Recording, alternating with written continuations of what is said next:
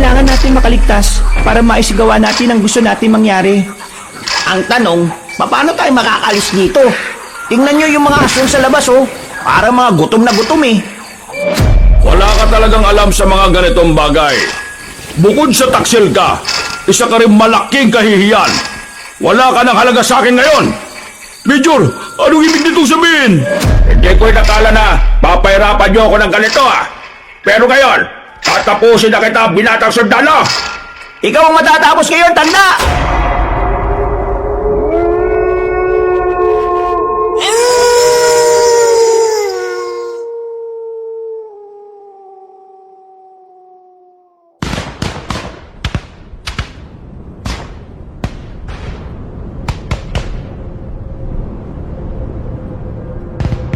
Alas 6 pa lamang ng umaga, maririnig na ang putukan ng baril sa baryo na Makisig. Nagpapalitan na naman kasi ng putok ng baril ang dalawang angkan na matagal nang may alitan. Habang ang mga yun ay ginagawa ang makakaya para may malaga sa kabilang partido, ang mga tao naman ay walang ibang magawa kundi ang magtago sa ilalim ng kanilang mga lamesa. Ang ganitong uri ng sistema ay kinasanayan na ni Arman kahit na mag-iisang buwan pa lang siya sa baryo. Hindi naman kasi bago sa kanya ang putok ng baril. Madalas niya rin ito kasing naririnig sa kagubatan. At kahit siya mismo ay humahawak din ng baril kapag meron silang kalaban. Si Arman ay isang rebelde na pumunta sa kapatagan para magmanman. Trabaho niya magatid ng impormasyon sa kanilang commander na si Ligaya. Halos isang buwan na niya itong ginagawa. Pero wala pa rin siyang makuhang impormasyon kung saan ang target nilang dukutin na opisyal ng kasundaluhan. Ito talaga mga De La Cruz at Carlos. Hindi pa nagkakaubusan eh, no? Ang tagal na rin nilang ganyan eh. Paano ba sila bumaril? At parang wala namang tinatamaan kahit na isa. Mga ganyang tao, mga duwag yan. Magbabarilan pero nakatago. Kung totoong matatapang ang mga yan, dapat lumabas sila at magbarilan sila ng harapan. Tumigil na nga kayong dalawa. Baka mamaya may makarinig sa inyo dito at malaman kung ano tayo. Pabayaan nyo na yung mga yan na magpatayan. Wala namang kinalaman ng mga yan sa misyon natin eh. Nakaupo lang ang tatlo sa isang lamesa habang kumakain ng lugaw. Wala silang pakialam kung nagbabarilan ng dalawang angkan at kahit naroon pa sila sa bandang gitna. Kahit tinatawag na sila ng tindera, ay wala silang pakialam kung tamaan man sila o hindi. Wala naman silang nararamdamang takot. Base kasi sa kanilang pag-estima, mga hindi naman marunong umasinta ng matino ang mga nagbabarilan. Makalipas ang halos 10 minuto, ay natigil na rin ang putukan. Napatayo ang tatlo nang matanaw na nilang may dumating na mga pulis at mga kasama pang sundalo. Sisimplahan ko lang ng lapit. Titingnan ko kung nandun yung subject. Sige, mag-ingat ka. Wala kami magagawa kapag nahuli ka nila, ha? Ako pa ba? Ako yata ang pinakamagaling na espiya ng samahan. Sa sobrang galing mo, 6 na beses ka nang munti ka nang mamatay. Naglakad na palapit doon ang lalaking si Epi. Kampante naman ang dalawa na walang mangyayaring masama roon. Biyasa na kasi si Epi sa ganoong trabaho. Kahit na madalas na nalalagay sa alanganin ng buhay nito, ay nagagawan pa rin ito ng paraan. Magbayad ka na. Doon na lang natin hintayin si Epi. O sige, mauna ka na. Bakit? Anong gagawin mo? Susundan ko si Epi. Kung susunod ka, baka mamaya makahalata pa yung mga sundalong yan. Hindi naman ako lalapit talaga dun eh. Lalapit lang ako ng kaunti. Gusto ko lang din makita at mamukhaan yung mga sundalong yun. Ay nako, bahala ka. Kapag ikaw namatay dyan, huwag mo kong sisisihin ha. Oo naman no. Pero mumultuhin naman kita. Ngumisin na lang sa kanya ang babae. Nang makapagbayad na, agad na ring naglakad pa simple si Arman. Medyo malapit na siya sa mga pulis at sundalo na inaasikaso ang dalawang angkan na nagbabarilan. Wala roon ang hinahanap nilang opisyal. Dismayado si Arman, pero wala naman silang pwedeng gawin. Kabilin-bilinan sa kanila ni Commander Ligaya na hanggat hindi sila sinisimulan ng mga sundalo, hindi nila yon sasabayan. Umalis sa mga sundalo at pulis, bitbit ang mga De La Cruz at Carlos. Napalingon na lamang si Arman sa likuran nang tapikin na siya ni Epi sa balikat. Wala pre, negative. Mukha talagang hindi sila sinasamahan dito nung major na yun. Hintay pa tayo ng tamang pagkakataon. Yung taong yun lang ang kailangan natin para mabawi si Commander Teves. Kailangan natin maging pasensyoso. Eh di, balik muna tayo sa bahay. Natatay na ako eh. Kakakain mo lang? Pambira naman yung tiyan mo na yan, oh. Napapailing na lamang si Arman. Umuwi na lamang din sila dahil wala na rin naman silang gagawin sa labas. Saktuhan lang ang laki ng bahay na kanilang tinutuluyan. Meron itong itaas pero para lamang yung kay Mariposa. Kasakasama na nila ang babae simula pa lang nung una. Pagpasok ni Arman sa loob ng bahay ay nakita niya kagad ang damit na nakasampay sa dingding. Ang damit na yon ay bigay sa kanya ng una nilang commander na si Teves. Napangiti siya. 4 na taon na rin kasi mula ng dakpi ng mga otoridad ang kanilang unang commander. Sumali kasi sa kilos protesta si Commander Teves. Nang magkandaleche-leche na, hinuli ang matandang lalaki. Pinahirapan, pinapaamin at ikinulong ng mahabang panahon. Samantalang ang ipinaglalaban lamang nila ay patalsikin ang mga nasa posisyon na walang ginawa kundi kulimbatin ang kaba ng bayan. Bukas pala ng umaga, aakyat muna ako ah. Makikibalita lang ako sa baluarte natin. Baka naman tumagal ka na naman ng ilang araw doon ha. Kailangan ka namin dito. Hindi naman. Pagkarating ko ron, uwi ka agad ako mga bandang hapon. Nanaginip kasi ako kanina ng masama eh. Hindi ako mapakali. Base kasi sa panaginip ko, napahamak daw yung iba nating kasamahan. Kabalik ta rin yung panaginip. Kaya huwag kang magpapaniwala dyan. Kahit na, uwi pa rin ako sa atin. Mas maganda ng sigurado, no? Minsan, nakakatotoo ang panaginip. Ay sus, eto na naman tayo mga pangitain at kasabihan ni Mariposa. Palibasa kasi ikaw, hindi ka naniniwala eh. Pilosopo ka kasi. Wala naman kasi magandang paliwanag kung bakit kailangan nating maniwala sa mga panaginip. Dati nga nanaginip ako nagkaroon ka ng lawit. Nagkaroon ka ba ng lawit? Sira ulo ka talaga. Isusumbong kita kay Commander Ligaya pag akyat natin sa bundok eh. Ay nako, tumigil na nga kayong dalawa. Baka mamaya kakaganyan nyo. Ayaw makatuluyan yan eh. Ikaw ang tumigil. Wala akong oras sa ganyan, no? Nakatuon ang atensyon ko kung paano natin may babalik si Commander Teves. Mailap nga yung taong dapat nating makuha eh. Baka nakakaramdam siya na delikado ang buhay niya rito. Pero magtsatsaga pa rin tayo, ah. Darating ang araw na magpapakita rin yan dito. Kailangan nilang ibalik si Commander Teves. Kung hindi, dadanak ang dugo ng mga sundalo at pulis na yon. Ang hindi ko lang naman kasi maintindihan sa gobyernong meron tayo. Bakit nila hinuli yung mga taong mapayapang nagkakaroon ng kilos protesta? Wala namang masama na bumoses, di ba? Yun nga ang bagay na kinamumuhian ng mga kagaya natin eh. At ng iba pa nating kababayan. Kaya galit sa atin ang gobyerno eh. Dahil ayaw nila sa mga taong nagsisimula ng pagkamulat sa kamalayan ng mga tao. Tinatawag nila tayong rebelde dahil taliwas ang paniniwala natin sa kanilang paniniwala. Sa lipunang ganito, kung hindi ka magiging agresibo, pagsasamantalan ka ng mga hayop at makakapalang mga mukha. Kaya nga gagawin natin ang lahat para mabawi si Commander Teves at ipagpatuloy natin ang pagsigaw bilang boses ng masa. Tumango si Mariposa at Epi bilang pagsang-ayon. Mababaka sa kanilang muka ang tapang at pagiging matatag sa kanilang pinaglalaban. Bagay na matagal na rin nilang isinasabuhay. Dahil para sa kanila, kapag wala kang tapang sa katawan, sasamantalahin nyo ng mga taong mapang-abuso. Kagaya na lang ng mga itinuturing nilang kaaway, ang gobyerno. Kinabukasan, 2 lang si Arman at Mariposa sa bahay na tinutuluyan nila. Kailangan nilang magpanggap ng mga normal na tao, kaya lumalabas-labas sila ng bahay. Hindi kasi sila maaring nasa loob lang. Maraming mga tsismosa sa lugar na yon.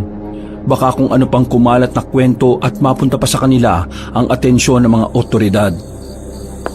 Anong oras na? Hindi pa rin nakakabalik yung siraulo ah. Baka kung saan-saan na naman dumaan. Arman! Mariposa! Oh, bakit ka sumisigaw? Binagsak mo pa yung pinto. May masamang balita! Ha? Ano masamang balita na naman yan? Tumigil ka sa mga ganyang biro mo ah. Baka putokan kita ngayon. Hindi ako nagbibiro. Totoong sinabi ko sa inyo. Wala ka pang sinasabi. Ano ba yun? Yung mga kasama natin na naglakbay, bangkay na nang makabalik. Sobrang daming sugat sa katawan. Wakwak pa ang tiyan. Ang damit, hiwa-hiwa. Walang ibang gagawa niyan, kundi mga sundalong kalaban natin. Hindi nila ginamitan ng baril. Mukhang pinahirapan muna sila eh. Bago sila pinaslang. Mga buwisit talaga mga yan. Oh, anong gagawin mo, Arman? Babawas lang ako ng isa sa kanila. Hindi na kaya ng damdamin kong ginagawa nila eh. Nasisiraan ka na ba ng ulo? Kapag ginawa mo yan, masisira ang mga nasimulan natin. Gugulo at baka mahanap pa nila ang mga kampo natin. Kagawa ka ng malaking gulo na tayo rin naman ang madedihado. Anong madidiyado? Pupuntahan ko lang sila at uubusin ko sila. Sabi mo kanina, isa lang. Makinig ka. Huwag kang tanga, ha? Nagpapadalos-dalos ka na naman dahil dyan sa emosyon mo. Tila naulog ang ulo ni Arman sa sampal na ginawa ni Mariposa. Natameme ito at napaupo sa gilid. Napahawak na lamang ito sa pisngi. Huwag ka nga maging isip bata. Hindi to tungkol sa damdamin mo, ha? Tungkol ito sa pinaglalaban ng samahan. Ang ganyang pag-uugali, hindi mo dapat dinadala sa misyon natin. Iniiwan mo dapat yan sa bahay nyo. Pinahawak nila tayo ng baril hindi para gamitin sa katangahan, ha? Pinahawak nila tayo ng baril para protektahan ang karapatan at ang buhay natin. Tama si Mariposa, pre. Kumalma ka lang. Binalita ko lang naman ang nalalaman ko eh. Anong sabi ni Commander Ligaya? Pinababalik niya tayo pansamantala sa kampo ngayong gabi. Kailangan niya raw tayo makausap. Delikado. Nagkakalat ang military sa baryong ito eh. At sa ibang baryo din. May mga gumagala din sa gubat. Kapag nakita nila tayo, iisipin agad nila na rebelde tayo. Iwan natin ang mga baril natin. Pumayag na lamang si Arman sa suwestyon ni Mariposa. Itinago nila na maayos ang kanilang mga armas at saka lumabas ng bahay. Ang tanging dala lamang nila nung mga sandaling yon ay ang malaking lampara na nagsisilbi nilang ilaw. Pre, napapaisip din ako eh. Paano kung hindi pala mga taong gumawa nun sa mga kasamahan natin? Ha? Pinagsasasabi mo? Ano sa tingin mo gumawa sa kanila nun? Alien? Kasi pre, isipin mo na lang ha. Kung mga sundalo nga ang pumaslang, bakit? Parang gusto mong linisin ang pangalan nila. Wala naman tayong ibang kalaban sa gubat, kundi mga sundalo o pulis. Hindi naman sa nililinis ko ang pangalan nila, pre. Ang akin lang naman, napaka-brutal kasi ng ginawa sa mga kasamaan natin. Kasi kung ako sundalo, uhulihin ko mga yun, dadalhin sa kampo at iimbestigahan. Kasi sabi daw ng isa nating kasama na nagingalo, bago daw siya nalugutan ng hininga, nasabi niya na hindi sila nakapagdala ng baril kaya hindi sila nakalaban. Kung wala silang dalang baril, paano malalaman ng mga sundalo na rebelde sila? May punto nga si Epi. Pero malabo pa ang lahat kaya walang saysay kung magtatalo tayo. Ang mabuti pa, bilisan na lang natin ang paglalakad para makaakyat kaagad tayo. Nanahimik ang dalawang lalaki ng mga sandaling yon. Sa kanilang pagpapatuloy, kinabahan sila ng matanaw na may paparating na truck ng mga sundalo. Napagilid sila sa kalsada at napayuko. Buong akala nila ay lalagpasan lang sila ng mga yon. Pero nadagdagan ng kanilang kaba. Nang biglang tumigil ang sasakyan at bumaba mula roon ang isang lalaki na parang kasing edad lamang nila.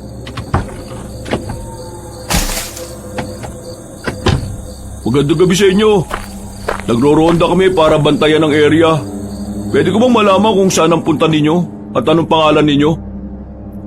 Nagkatinginan ng tatlo. Napasarado na ang kamao ni Arman ng mga sandaling yon. Nanggigigil siya kapag nakakakita siya ng sundalo sa harapan niya. Pero pinilit niyang ikalma ang sarili niya. Magandang gabi din po. Ako po si Marie. Ito naman po si Armando. Ito naman po si Epeng. Galing po kami sa isang kaibigan. Wala na po kaming masakyan kaya naglalakad kami. Saan ba punta ninyo? Pauwi na rin po. Sumabay na kayo sa amin. Total pabalik na rin kami. Ay, hindi na po sir. Nakakaya naman po. Kaya naman po namin maglakad. Isa pa, malapit na rin naman po eh. Sigurado ba kayo? Baka mamaya mapahama kayo. May mga naglilipa na pa naman ng mga rebelde na nangunguha ng tao at gagawin nilang kaisa sa kanila. Ay, ganun po ba? Pero ayos lang po talaga. Alam ko din naman na pagod na din kayo sa maghapong trabaho ninyo. Sigurado ka ha? Opo sir. O sige, tutuloy na kami. Ngumiti pa ang binatang sarhento sa babae. Napangiti na lang din si Mariposa. Nang makaalis sa mga yon, ay kaagad na tinapik ni Epi sa balikat ang dalaga. Uy, wag mong sabihin na type mo yung sundalo na yon ha. Baka nakakalimot ka. Sila kalaban natin. Ha? Ano pinagsasasabi mo? Kung makangiti ka, wagas Ginawa ko lang yon dahil kailangang hindi sila makahalata. Ano bang pinag-iisip nyo? Mga siraulo? Naniniguro lang kami. Isang malaking kasalanan ang gagawin mo kapag nagmahal ka na kagaya nila. Walang kahit na sino sa inyo ang pwedeng magdikta sa akin kung sino ang gusto kong mahalin ha. Uy, kalma. Pinagsasabihan ka lang naman Nauna nang naglakad ang babaeng si Mariposa. Iiling-iling na lamang ang magkaibigan dahil sa inasal ng dalaga. Sinundan na lamang nila yon at hindi rin nagtagal nakaakyat na rin sila ng kabundukan. Agad na bumungad sa kanilang katawan ang mga kasamahan nilang namatay. Nakalatag ang mga yon sa sahig habang dinadasalan ng kakilala nilang albularyo. Tinungo agad nila ang kinaroroonan ng bahay ng kanilang commander, ang matandang si Ligaya. Pagpasok nila sa bahay ng matanda, ay inabutan nila yon ng merong binabasang libro. Mabuti naman at nakabalik na rin kayo. Pinauwi ko kayo dahil may nakaabot na impormasyon sa akin. Pero, maupo muna kayong tatlo. Ano pong impormasyon ang sinasabi niyo, Commander? Ang nakalap kong balita, itong mga sundalo raw na ito, nagkaroon sila ng inspeksyon sa mga taong nakita nila na kahina-hinala. Alam na kasi nila ang simbolo ng samahan natin. Hindi ko alam kung papaano nila nalaman yon pero kailangan natin mag-ingat. Yung mga simbolo ninyo, saan nyo pinatatak? Ang sa akin sa dibdib. Akin sa singit. Hindi halata kasi maitim Ang akin naman nasa ilalim ng dibdib ko. Hindi nila yun makikita basta-basta. Mabuti naman kung ganon. Siya nga pala, nakita niyo naman kung anong nangyari sa iba nating kasama, hindi ba? Huwag na muna kayong gumala-gala. Doon na muna kayo sa bahay ninyo. Iwasan niyong magkaroon ng interaksyon sa mga sundalo. Mas mainit tayo sa mata nila ngayon. Nakita niyo naman kung ano ang ginawa nila sa mga kaawa-awa nating kasamahan.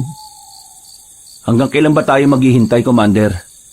Hindi lumilitaw si Major Galang sa baryo Habang tumatagal, nagiging dihado na tayo. Si Major Galang lang ang susi para maibalik si Teves. Hindi tayo pwedeng maging mainipin. Anong gagawin natin sa mga pumaslang sa kasamaan natin? Hayaan na lang natin? Hindi. Nagpadala na ako ng 10 tao para rumonda sa lugar kung saan napas lang ang mga kasamahan natin.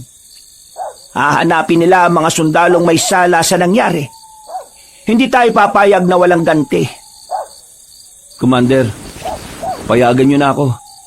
Bibirahin ko ang mga sundalo na gumagala sa baryo.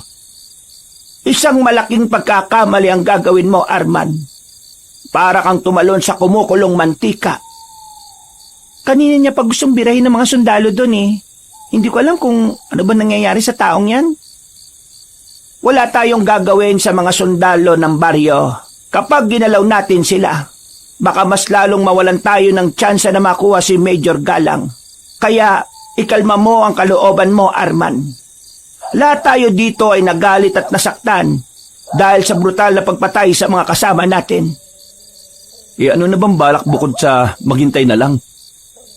Mananatiling pareho ang ating mga plano. Maghintay. Bakit pa kami bumalik dito kung yan lang pala ang maririnig namin? Pre, kalma. Meron akong ibibigay sa inyo. Inilabas ni Commander Ligaya ang mga larawan ng mga sundalong kailangan nilang asikasuhin. Inilapag nito yon sa lamesa at inisa-isang ipinakilala. Teka, ito yung nakausap namin kanina. Aba, Sargento pala siya. Siya si Sargento Valdez. Siya ang pansamantalang pumalit kay Major Galang. Siya rin ang may direktang koneksyon sa taong yon. Habang naghihintay tayo kay Major Galang, uobserbahan natin itong sarhento na ito. Kukuha tayo ng tamang pagkakataon para kunin siya at piliting magsalita kung nasaan ang major nila. Mag-iingat din kayo sa ibang nandito sa larawan. May mga koneksyon din sila kay Major at mahuhusay din silang mga sundalo. Tumango na lamang ang tatlo. Kahit na papaano ay nakaramdam ng pananabik si Arman sa bago nilang gagawin. Bagot na kasi siya sa paghihintay. Gusto na niyang gumawa ng kahit na anong pagkilos. Nang makauwi na sila sa kanilang bahay, ay agad silang nag-isip kung papaano sila makakalapit sa sundalong si Valdez. Pagpanggap kaya tayong sundalo rin? Tingin mo ba, hindi niya kabisado lahat ng sundalong nasa area natin? Meron ako naisip na paraan. Ano? Para mapalapit kay Sargento, kailangan ko siyang landiin. Ha? Ano sabi mo dyan? Anong klaseng plano yan? Yun lang ang nakikita kong paraan na hindi siya maghihinala. Ang sabihin mo, type mo lang yung sundalong yon. Gagawa ka pa ng dahilan. Agad na nagsalubong ang kilay ni Mariposa nang marinig ang sinabing yun ni Arman. Otomatikong umalma ang kalooban ng dalaga. Hindi nito matanggap na ganun ang iniisip sa kanya ng dalawa niyang kasama. Anong tingin niyo sa akin, malandi? Na sa gitna ng misyon natin, gugustuhin ko makipaglandian sa mga taong dapat ay kaaway natin? Ganun ba tingin niyo sa akin? Ganun niyo ba ako nakilala? Ito kasi si Arman eh. Yan, nagalit tuloy. Naninigurado lang tayo na hindi yun makakapekto sa misyon natin. Ang mahirap kasi sa'yo, Arman. Wala ka naman masabing magandang paraan eh. Kokontra ka pa talaga. Hindi naman ikaw ang gagawa. Makikisama ka na lang. Kung makapagsalita ka, parang wala akong inambag sa misyon na to ah. Baka nakakalimutan mong ako lahat nakatuklas sa mga kuta ng military ng mga nakaraang buwan. Ano naman? Hindi naman natin nagamit yung mga yon kasi dito na tayo na malagi. Tama na nga yan. Magsusumbatan pa kayong dalawa. Wala naman tayo mapapala sa ganyan eh. Ayusin nyo kasi mga utak nyo. Kung wala naman kayo masasabing matino tumahimik na lang kayo. Pumasok na lamang sa loob ng bahay ang babaeng si Mariposa. Napabuntong hininga na lamang ang lalaking si Arman. Sa uli ay napagtanto niyang mali rin ang kanyang mga nasabi. Hayaan mo na muna. Ganun lang talaga ang mga babae. Hindi normal na babae si Mariposa. Mag-sorry ka mamaya. Ha? Bakit ako? Ikaw ang kasagutan niya eh. Ikaw na magsabi ng sorry. Magpapahinga na ako. Nauna nang pumasok si Arman at nagtungo sa sarili nitong silid. Wala pang kalahating oras ay nakatulog na rin siya. Kinabukasan ng umaga ay kalmado na rin silang lahat. Napag-usapan na nila ang kanilang gagawin. Pumayag na rin ang dalawang lalaki sa naiisip ni Mariposa na paraan para mapalapit kay Sargento Valdez.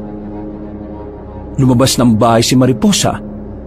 Maikli ng bahagya ang suot nito para mas madali siyang mapansin. Patungo yun sa headquarters ng mga military na nasa loob lang din naman ng kanilang baryo. Sigurado bang hindi na natin siya kailangan bantayan? Baka mabastos yun ng mga sundalo. Matalino babae sa Mariposa. May tiwala akong kakayanin na niyang mag-isa yun. Tayo, anong gagawin natin? Di balik sa normal na buhay. Sumama ka sa akin sa gubat. Maghanap tayo ulit ng mga tuyong kahoy para gawing uling. O sige, tara na. Kailangan nilang gawin yun dahil yun ang nakikita sa kanila ng mga tao. Pagbebenta ng uling ang pinakilala nila sa mga residente bilang kanilang trabaho. Kaya Ilang minuto lang ang nakalipas, lumabas na rin sila ng bahay dala ang mga sako na kanilang paglalagyan. Pre, tingnan mo. Ang alin? Ito oh. Itong katawan ng puno. Oh, anong meron dyan? Hindi mo ba nakikita? Ito oh. Oh, ano ngang meron? May mahabang hiwa. Yun, dun oh. May hiwa din. Parang malaking kalmot eh. Oy, ano naman? Wala lang.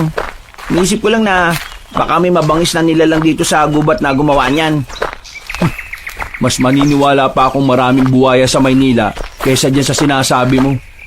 Eh pero paano kung totoo ngang may ano? Ano? Eh, wag na. Hindi ka naman maniniwala eh. Ano nga? Pabitin pa eh. Eh paano kung totoong ano? Aswang. Oh, saan mo naman narinig ang kwentong barbero na yan? Dun sa palengke kanina. Usapan lang ng mga matatanda. Matatanda na sila. Malalakas ang imahinasyon nila kaya hindi ka dapat nagpapaniwala, no? Ang tagal na natin pag-alagala sa gubat eh. Pero wala naman tayo nakikita mga aswang. Kahit nga mga bakas lang, wala eh. Kaya walang ganun, no? Baka na lang ng mga tuyong kahoy para matuwa naman ako sa'yo. Hindi yung kung ano-ano mga pinagsasabi mo. Biglang napatigil si Arman sa pagsasalita nang meron siyang nakitang katawan ng isang sundalo na nakahandusay sa likuran ng puno. Agad siyang napalingon sa paligid. Sinusuri niya kung bukod sa kanila ay meron pang ibang naroon. Uy, anong problema? Tingnan mo pare oh, may bangkay ng sundalo. Gaagi, anong nangyari dyan? Tingnan mo yung pagkakadapa niya. Ang daming dugo sa ilalim. Pre, nilalangaw yung ano. Pre, labas bituke. Parang ano, parang winakwak yung tiyan niya, pre. Nagtindigan ng balahibo ni Arman ng mga sandaling yon. Sanay naman siya sa mga bangkay ng tao, pero hindi niya alam kung bakit tila kakaiba ang epekto nun sa kanya. Para bang may kababalagan siyang nararamdaman. Masyadong mahiwaga. Sandali nilang sinuri ang bangkay. Nakumpirma nga nilang kasamaan nga yun ng mga sundalo na nakadistino sa kanilang lugar. Bago pa may ibang makakita, nagdesisyon si Arman na lisanin na nila ang area na yun. Maari kasing sila ang mapagbintangan kapag sila ang naabutang naroon. Alam kaya nila na ganun ang nangyari sa kasamaan nila? Hindi natin sigurado. Pero ang mahalaga, wala na tayo ron. Ang iniisip ko lang eh, sino kayang pumaslang sa sundalong yun? Bukod sa atin, may iba pa bang mga may galit sa kanila? Yan ang aalamin natin. Pero pre, hindi ka ba napapaisip? Napapaisip saan? Pre, ganun na ganun din yung kinamatay ng mga kasamahan natin. Maraming kalmot tapos nakabuka yung tiyan. Uy, ano ngayon? Palagay ko, iisa lang ang pumaslang sa kanila. Ha? Paano mo nasabi? Sige nga. Paano kung may aswang nga talaga sa gubat at sila nga yung pumapaslang sa mga kasama natin at sa sundalong yon? Ay nako, itigil mo na nga yan. Wala tayong ganyang paniniwala sa samahan, no? Mag-focus ka sa misyon natin. Aswang-aswang ka pang nalalaman dyan. O sige nga, paano mo ipapaliwanag yung nangyari sa mga kasama natin at doon sa sundalong nakita natin ngayon? Hindi nakasagot si Arman. Maging siya kasi ay napapaisip din.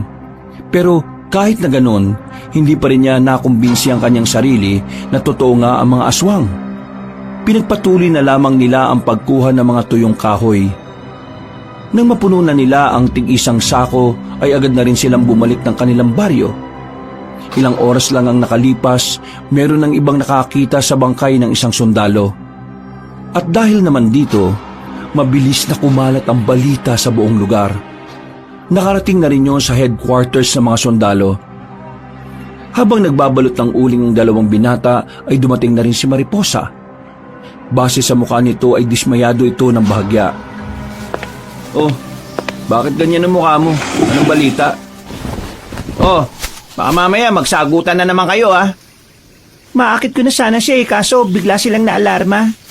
May nakarating na impormasyon sa kanila na may isa sa mga kasama nilang pinatay. At walang ibang pinagbibintangan kundi mga rebelde. Alam na namin ang tungkol dyan. Sa katunayan, kami ang unang nakakita niya sa gubat. Sa narinig ko, brutal daw ang pagkakapatay eh. Hindi naman tayo ganun magtrabaho, di ba? Isang bala lang sapat na. Pero yung bangkay, halos magkandalasog-lasog na raw. Malakas talaga. Oo, tigil mo yan ha. Hindi yan ang gusto ko marinig. Ha? Ano ba yon? Ito kasi si Epi. Puro aswang ang sinasabi. Nakakairita na. Sabay-sabay silang napalingon sa labas nang marinig nila ang yabag ng paa ng mga sundalo. Nakaalarma ang mga yon. Kumalat ang military sa kanilang baryo at nagkaroon pa ng mandatory checking sa mga bahay ng mga taga roon. Nang nasa kanila na ang military para magsuri, hindi maiwasan ni Arman na hindi kabahan. Sa oras kasi na makita ng mga yon ang tinatago nila mga baril, tapos na ang kanilang buhay. Kaya naman walang humpay ang panalangin ni Arman sa kanyang isip na sana walang makita ang mga militar. Sarento, ano ba nangyayari? Bakit kailangan yung tingnan ng bawat bahay sa baryo? Meron kaming hinahanap na masasamang tao eh. Kailangan namin silang mahuli bago pa sila makagawa ng mas makasalanang gawain. Sinabi ko naman kasi sa iyo eh. Wala rito ang hinahanap nyo. Kaano-ano mo yung dalawang lalaking yan? Ito si Armando, pinsan ko po. Ito naman po si Epeng, pinsan ko rin po. Ah, ganun ba? Sir, ano pong nangyari? Narinig po namin kanina sa usap-usapan. May isa raw po sa kasama ninyong natagpo ang wala ng buhay. Hindi kami pwede maglabas ng info sa ibang tao na hindi parte ng organisasyon. Pero iniimbestigahan na namin ang nangyari at sinisimulan namin yon sa pag-inspeksyon sa mga bahay. Kung sakaling meron kayong makitang tao na kahinahinala, sabihin nyo kaagad sa amin ha. Sir, kailan ka libre? Gusto ko sanang yayain ka na kumain sa labas eh. Ha? Ano kasi, wala pa akong libreng oras. Pasensya na ha. Sayang naman. Ang pogi mo pa naman. Gustong masok ni Arman sa mga naririnig niyang sinasabi ni Mariposa. Hindi kasi siya sanay na ganun ang dalaga. Nakilala niya yun bilang mainhin na babae. O, sige, tapos na kami mag-inspeksyon. Malapit lang ang headquarters namin kaya sabihan nyo kagad kami ha kung may makikita kayong kahinahinala. Men, let's go! Nagmamadali nang makalabas ng kanilang bakuran ng mga sundalo. Nang makalayo na yon, nawala na rin ang ngiti ni Mariposa. Balik na sa pagiging seryoso ang ekspresyon ng mukha nito. Ang galing mong umarte, Mariposa. Nakita niyo naman kung paanong tablan sa akin ng sundalong yan, di ba? Kaunting-kaunti na lang. Magbibitaw na rin sa akin ng mga impormasyon ng lalaking yon. Isang linggo pa ang nakalipas. Wala namang bago sa kanilang routine. Ginagawa pa rin nila ang pagbebenta ng uling bilang panakipbutas sa kanilang tunay na katauhan. Habang si Mariposa naman ay unti-unti nang nakukuha ang loob ng lalaking si Valdez. Pero sa kabila ng pagkakaroon ng magandang progreso sa kanilang ginagawa, parami naman ang parami ang mga natatagpuang bangkay sa kagubatan. Pati mga sibilyan ay damay na rin. Ang iniisip ng mga military ay kagagawan nyo ng mga rebelde. Sila ang nadidiin sa mga pagpatay kahit wala rin naman silang kaalam-alam sa ganoong bagay. Kaya naman, naging mas mainit sila sa mata ng mga militar. Mas lumiit ang mundo nila pagdating sa kagubatan. Dahil base sa huli nilang pagkakaalam, dumami ang mga sundalo na gumagala sa mga kagubatan para hanapin ang mga rebeldeng kagaya nila. Pre, mukhang delikado mga buhay natin ngayon. Ang dami nila. Mas dumami sila kumpara nung una eh. Mas maganda ngang maalarma sila eh. Baka kapag nataranta sila sa mga nangyayari, saka naman magpakita yung major nila. Anong mas maganda? Ang hirap gumalaw. Ang hirap magpanggap na normal na tao. Anong mahirap? Huwag ka lang magdala ng baril, normal na tao ka na. Tingnan mo mukha mo, di ka nga mukhang makabasag pinggan eh. Okay, si Mariposa, ayan na oh. Oh, kumusta? Anong nalaman mo? Si Major Galang, darating mamayang gabi. Manggagaling sila sa Barrio San Diego. Malamang, dadaan sila sa kalsada ng Remedios. Kailangan malaman ito ni Commander Ligaya. O sige, ako nang uuwi para ipaalam sa kanila. Hindi, ako na. Ako na! Ang tagal mo makabalik palagi eh. Kaya ako na. Pabayaan mo na si Mariposa. Dito ka sa akin. Kailangan kita ngayon, Epi. Nung gabing yun ay umalis si Mariposa ng baryo. Naiwan naman ang dalawang lalaki sa bahay nila.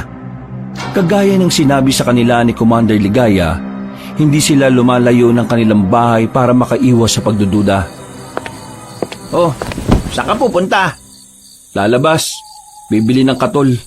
Malamok ngayon eh. Buti naisipan mo. Tinatamad kasi ako ngayon lumabas kaya ikaw na lang. Pang sa akin lang yung bibiling ko, no? Uy, gara mo naman. Bahala ka. Tahimik na ang kapaligiran ng lumabas ang binatang si Arman. Meron siyang dalang maliit na kutsilyo na nakasuksok sa tagiliran. Nang matanaw na niya ang tindahan, nakita niya roon ang sundalong si Sargento Valdez. Wala naman siyang balak sanang kausapin ng lalaking yon, pero ang sundalo mismo ang nagsimulang kumausap sa kanya. Oh, ikaw yung pinsan ni Mariposa, di ba? Bakit nasa labas ka pa? Hindi mo ba nabalitaan na meron tayong curfew? Mabuti na lang at wala pa si Major Galang. Nako, kapag nakita ka noon, dadamputin ka talaga. Pero dahil naman ako ang nakakita sa'yo, ayos lang yan. Akong bahala sa'yo. Bibili ka lang naman, di ba? Yes sir. Ang dami kasing lamok eh. Kailangan ko ng katol. Kung sa bagay, doon din sa headquarters ang daming lamok eh. Ikaw si Armando, di ba? Yes sir. Bakit sir? Kapangalan mo kasi yung lolo ko eh. Sundalo rin siya. Magre-retiro na sana siya kaso namatay siya sa ambush. Kalaban nila mga rebelde eh. Pero alam mo bang kahit napatay siya ng mga rebelde, nakangiti pa siya? Bakit naman sir? Ang sabi kasi ng lolo ko, masaya siyang mamamatay kung sa labanan siya mamamatay. Ayaw niyang mamatay sa sakit eh. O di ba? Para siyang siraulo. Pero kahit na ganun, doon kuminana sa kanya yung pagiging maunawain sa loobin ng mga rebelde. Sinasabi niyo ba sir na naiintindihan niyo ang pinaglalaban ng mga rebelde? Naiintindihan ko kung ipapaintindi sa akin na maayos. Eto mga rebelde na kumakalaban sa amin. Sinusubukan namin silang kausapin pero bago kami makalapit, nagpapaputok kagad. Sa totoo lang, hindi ako galit sa mga rebelde eh. Wala akong sama ng loob sa kanila. Kaya gumagamit ng dahas sa mga rebelde ay dahil desperado na silang mapakinggan. Bago sila naging marahas, naging mahinahon muna sila ng mahabang panahon. Ang ibig ko sabihin, napunot na ipon ng sama ng loob nila kaya sila ganun. Sa pananaw niyo, masasama ba ang mga rebelde? Iba-iba naman ang mga rebelde. May masama, may mabuti. Nagiging masama ang mga rebelde kapag ang pinaglalaban nila makakasira sa nakararami. Mabuti ang mga rebelde kung ang pinaglalaban nila ay para sa pagbabago at ikaunlad ng kanilang buhay at ng mas maraming Pilipino. Ganyan palang pananaw niyo sa kanila? Bakit? Mali ba ako? Hindi. Hindi lang ako makapaniwala na may kagaya mo na ganyan na kaisipan. Kadalasan kasi sa mga naririnig ko, galit sila sa mga rebelde. Ang tingin nila sa mga rebelde, terorista, masasamang tao, mga salot at anay ng lipunan. Hindi ko kinakampihan ng mga rebelde ah. Ang puso ko'y para sa bayan. Ang mamamayan ang pinoprotektahan ko. At ang mga rebelde ay parte rin ng mamamayan na dapat pinapakinggan ang mga hinaing. Hanggat may mga paraan para maayos ang mga gusot, yun ang palagi kong iniisip. At kung sakali mang ang mga rebelde ay nakakaperwisyo at marami nang nadadami na inosenteng buhay, wala kami magagawa kundi ang gawin ng trabaho namin. Sir, pwede ba ako magtanong? Pero wag sana ninyong mamasamain ha. Pwede naman. Maganda nga usapan natin eh. Bakit mas pinoprotektahan niyo mga politikong kurakot kaysa sa mga mamamayang ninanakawan nila? Maganda tanong mo ah. Tinanong na rin sa akin yan ng mga nakakausap kong tao na galit sa amin. Pero, sige, sasagutin ko para alam mo at maintindihan mo rin. Hindi namin sila pinoprotektahan. Pinoprotektahan namin ay ang kapayapaan. Kung iisipin mo lang ng mas malalim, ang pagpigil namin sa mga dahas na banta ng gobyerno direktang pumapabor sa mga pangkaraniwang tao. Kung hahayaan namin ang mga mamamayan na gumawa ng kaguluhan dahil sa galit nila sa mga nakaupo, sa bandang uli, ang mga mahihirap na mamamayan lang din ang talo. Bakit? Dahil ang mga tao ang nasa lansangan at ang mga nasa posisyon nasa loob lamang ng mga opisina nila. Ay sinong kawawa? Kami, ang mga tao. Tayo mga pangkaraniwang Pilipino lang. Gagawin namin ang tungkuling sinumpaan at gagawin nyo rin naman ang pinaglalaban nyo sa kahit na anong paraan. Tayo magkakasakitan. Sila, nanonood lang. Kaya, hindi namin sila pinoprotektahan ha. Ang masakit na katotohanan lang, wala kaming kapangyarihan kalabanin sila dahil meron din kami mga pamilyang inaalagaan. Pero ang mga taong nagpoprotesta sa lansangan, di ba may mga pamilya din silang iniwan para ipaglaban ang karapatan at hustisya? Kung sakali mamatay sila dahil sa pakikibaka nila, maiiwan din ang pamilya nila. Sir, kung ang isang mambabalot na kayang iwan ng pamilya para sa bayan, bakit kayo mga may hawak na armas, hindi nyo kayang gawin yon? Dahil nga, meron kaming sinumpaang tungkulin. At ang sinumpaang tungkulin yon ay para sa bayan at hindi para sa mga nakaupo sa posisyon. Ang tungkulin nyo ay protektahan ng mga Pilipino. Kaya hindi ko maintindihan kung bakit ayaw nyong makisa sa mga taong nakikipaglaban sa katiwalian. Bakit nyo sila inaharang sa daan? Dahil kung sakaling mawala ang kapayapaan, mas maraming buhay ang mawawala. Hindi porke nasa lansangan kami para pigilan sila hindi na nila kami kaisa. Kasama nila kami sa laban. Kung biktima sila ng katiwalian, kami rin. Biktima rin pala kayo ng katiwalian Bakit ayaw niyong sumama sa boses ng masa? Kagaya nga na sinabi ko, meron kaming tungkulin na di hubarin niyo yung mga uniforme ninyo at maging pangkaraniwang mamamayang kagaya nila. Hindi mo ko naiintindihan Mukhang hindi niyo rin ako naiintindihan, sir. At hindi ko rin alam na may pinsan pala si Mariposa na makabayan. Nang sabihin ni Sargento Valdez yun, ay nakaramdam ng kaba si Arman. Masyado kasi siyang nadala sa kanyang emosyon. Pakiramdam niya, lumabas ang pagiging aktivista at pagiging rebelde niya. Biglang namawis ang kanyang palad. Tumingin siya sa sundalong kaharap niya. Nakangiti yun sa kanya at di niya alam kung bakit. Naranasan mo na bang sumama sa mga kilos protesta? Ha? Yung mga sinasabi mo kasi, para kang leader ng mga taong nakikipaglaban para sa karapatan at sa hustisya. Ha? Hindi. Wala pa akong nasasamahan na ganyan. Pero mahilig ako magbasa ng dyaryo. Kaya naman pala. Saksi ka sa mga nangyayari sa bayan. Pasensya na, sir, Nadala yata ako Pero hindi ako galit, Nagpapaliwanag lang ng pananaw. Ay, wala namang problema. Masaya nga ako kasi may kagaya mo na nagsasabi sa akin ng mga yon. Ramdam ko ang pagka-Pilipino mo. Tinapik siya sa balikat ni Sargento Valdez. Sa puntong yon, naramdaman niya ang kabutihan ng harap niya. Sa lahat kasi ng sundalo na kadaupang palad niya, ang lalaking yun lang ang medyo komportable siya. Pakiramdam niya'y bukal sa puso ang mga sinabi ni Sargento. Paano?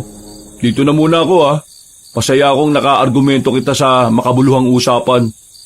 Sana magkaroon ulit tayo ng pag-uusap tungkol sa mas maraming bagay sa ibang araw. Ngumiti si Sargento Valdez at saka naglakad na rin paalis. Naiwan na lamang na nakatayo si Arman doon. Balisa at tulala ang lalaking si Arman na makabalik na siya ng kanilang bahay. Dahil sa nangyari ay nakalimutan na niyang bumili ng katol. Pumasok siya ng kanyang silid habang kumakatok naman sa pintuan niya si Epi para humingi ng katol. Kinabukasan na nakabalik si Mariposa, nasabi na nito ang napipintong pagdating ni Major Galang sa lugar. Nakapaganda na rin ang iba nilang mga kasama para sa kanilang gagawing pagdakip sa matandang Major. Mas matagal ka pa nga bumalik kaysa sa akin Naabot ka na ng umaga Si Commander Ligaya nagsabi na umalis ako kapag maliwanag na Wow! Samantalang ako, kahit ganong kadilim, pinapalayas agad ako para makabalik dito. Oy, bakit? Babae ka ba? Nakahanda na ang lahat mamayang gabi. Maganda na rin tayo. Eh ikaw, handa ka na ba, Mariposa? Mamayang gabi, baka magtapos na rin ang pagpapanggap mo na chicks ni Sargento. Wala naman na akong pakialam doon. Ang iniisip ko, kung paano natin makukuha si Major. Tama. Yun lang ang isipin natin. Dahil kapag nakuha natin si Major, magagamit natin siya para makabalik sa atin si Commander Teves.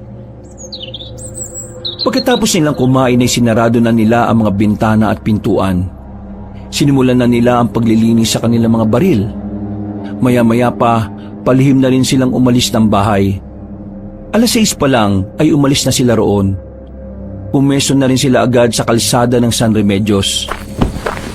Mga 7:00 na. Wala ba talagang eksaktong oras ang pagdaan nila dito? Bakit ka ba atat-atat? Maghintay ka nga. Hindi ba natin mga kasama? Nandyan na ba? Napag-usapan namin doon sila sa kabilang banda. Tapos tayo rito. Tingin ko naman nandun na rin sila. Handa na tayo. Maya-maya mapapalaban na rin tayo. Tandaan nyo kailangan natin pumaslang ngayon para makuha yung dapat makuha. Walang makukonsensya. Mas marami na silang pinaslang na kasamahan natin Ito na rin ang tamang pagkakataon para makaganti. Isang malalim na paghinga ang nagawa ni Arman. Bigla na lamang niyang naisip si Sargento Valdez. Sa hindi malamang dahilan, tila hiniling niya na sana hindi kasama ang sarhento sa tatambangan nila. Naghintay pa sila ng halos kalahating oras. Mga ilang sandali lang, nakarinig na sila ng sasakyan na paparating. Hindi nga sila nagkamali. Mga armored vehicle yon ng military. Hindi nagtagal, tila kinabigla ng mga sundalo ang ginawa nila. Pero agad na nakadepensa mga yon. Ginantihan sila ng putok. Mas malakas at mas pulidong depensa ang sinukli ng mga sundalo sa kanila. Kahit na mas nauna sila sa pagpapaputok, wala silang napatumba kahit isa. Tila batid ng mga sundalo ang planong yon, kaya nakapaghanda sila. Niretret sila ng mga sundalo. Gumunti naman sila ng putok, pero mas sistematiko ang ginagawa ng kanilang kalaban. Nang mapansin nilang nakakaabante na ang mga sundalo paakyat sa kinalalagyan nila, dito na sila nakaisip na umatras. Atras! Atras! Hindi natin kakayanin ang mga yan! 3 lang tayo rito Bilis! Bilisan nyo! Wisit! Palpak tayo! Tumakbo sila papasok ng kagubatan. Hindi pa sila nakakalayo ay natanong na nila ang mga sundalong nakabuntot na sa kanila. Pinagbababaril sila ng mga yon. Agad naman silang gumanti. Sa halos 1 oras nilang pakikipagbarilan sa mga sundalo, unti-unti na rin nilang nararamdaman ang pagiging dihado. Konti na lang ang bala nila. Bukod sa wala naman silang ibang kasama dahil nasa kabilang banda ang iba, hindi rin nila nakabisado ang daan paalis. Visit! Sino bang nagplano ng ganito? Bakit parang ako sinisisi mo? Yung mga opisyal at si Commander Ligaya ang nagplano nito. Sumunod lang ako, no? Nakakainis. Nasa alanganing sitwasyon tayo, Malapit na ako maubusan ng bala. Pero sila, buhay na buhay. Wala na tayong magagawa. Sasabay tayo sa kahit na anong paraan na pwede natin subukan. Nang maubusan na sila ng bala, wala na silang nagawa kundi ang gumilid sa tabi ng malaking puno. Hindi sila makalabas dahil sa walang humpay na pagpapaputok sa kanila. Mga ilang sandali lang, hindi na rin sila nakatakas pa. Pinalibutan sila ng mga sundalo na may matataas na kalibre ng baril. Lahat ng yun ay nakatutok sa kanila. Kasama nila si Sargento Valdez. Nang tutukan sila ng ilaw, nakita na ng tuluyan ang kanilang mga mukha. Huwag niyo na subukan kumilos na masama. Itaas yung mga kamay ninyo. Marahang lumapit ang mga sundalo. Tinalian agad ng mga yon ang kamay nilang 3 at pinaluhod. Tama nga hinala ko. Mga rebelde kayo. Alam mo na ang katauhan namin? Nung bigla kang lumapit sa akin, nagsagawa na ako ng obserbasyon sa'yo. May mga tao kong pinakilos para alamin kung sino kayong 3. Dahil wala kami makuhang matinong record sa pamunuan ng barangay tungkol sa inyo, nagsimula na akong maginala sa katauhan ninyo. Alam mo ng mga rebelde kami nung nakausap tayong dalawa? Oo, alam ko na yun. At ginamit ko yung para malaman ang hinaing mo bilang parte ng kilusan. Manloloko ka rin pala kagaya ng mga ibang sundalo at pulis. Hindi kita niloko. Nagpakatao ako nang pinakinggan ko ang hinaing mo. At kahit na alam ko na kung sino ka, hindi kita kaagad hinuli. Kasi gusto kong huhulihin kita kapag suot mo na ang damit ng pagiging rebelde at hindi ang pagiging pangkaraniwang tao. Mukhang mabait ka naman pala eh. Eh di palayain mo na lang kami. Hindi pwede. Meron kayong paglabag sa batas at kailangan yung pagbayaran yun. Ang sabihin mo, tuta kayo ng gobyerno. Wala kayong ibang kayang gawin kundi sundin ang mga utos nila. Hindi nyo ginagamit ang mga utak nyo eh. Para kayong mga aso na kapag inutusan ng amo kung sino kakagatin eh, kakagat talaga. Wala kang pinagkaiba sa mga tiwaling hindi mo ko kilala. Wala kang karapatang husgahan ng dangal ko bilang alagad ng batas. Dapat magpasalamat pa kayo sa akin eh. Kung si Major Galang ang nakahuli sa inyo, kanina pa dumanak ang dugo ninyo. Eh bakit hindi mo pa kami patayin? Kasi papahirapan nyo muna kami para umamin kami ano? Oo, kailangan pa namin makuha ang mga nalalaman ninyo. Kung talagang naiintindihan mong hinaing ng mga kagaya namin, eh di pakawalan mo kami. Pasensya ka na, Mariposa. Ginagawa ko lang ang trabaho ko. Kagaya na lang din ang pagsunod nyo sa tungkulin na meron kayo. Hindi tayo magkagaya. Kami, may sarili kaming prinsipyo at pinaglalaban. Kayo, pinaglalaban nyo kaligtasan ng mga tiwaling tao. Dun, sa bahay na yun. Dali ng mga yan. Kinaladkad ng mga sundalo ang tatlo patungo sa abandonadong bahay na malapit doon. Pumasok sila roon para sumilong. Binuksan ng mga sundalo ang daladala nilang malalakas na ilaw pagkatapos itali sa haligi ang tatlong rebelde. Tingnan mo, pati yung Panaw nakikisama sa amin, no? Kasi alam ng Diyos na tama ang pinaglalaban namin. Wala naman ako sinabi na mali ang pinaglalaban nyo eh. Mali lang ang pamamaraan ninyo.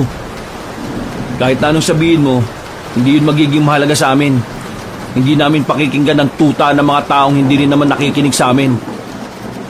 Hindi na nagsalita pa si Sargento Valdez. Kahit na daldal pa sila ng daldal. Pagkatapos ng halos 20 minutos, tumila na rin ang ulan. Lalabas na sana sila para dalhin na sa kampo sila Arman pero bigla na lamang silang nakarinig ng malalakas na hiyaw na parabang mula sa mababangis na hayop. Nagkakatingin na ng mga sundalo. Pare-parehong walang ideya ang mga yon. Ano yun? Mga aswang!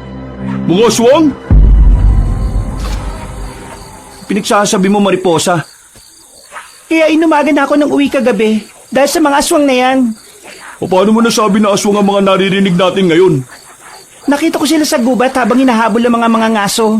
May itim na tao, mahaba ang kuko at naglalabas ng nakakatakot na tunog. Para mga mababangis na leon na hindi pinakain ng maraming taon. Seryoso ka ba talaga, Mariposa?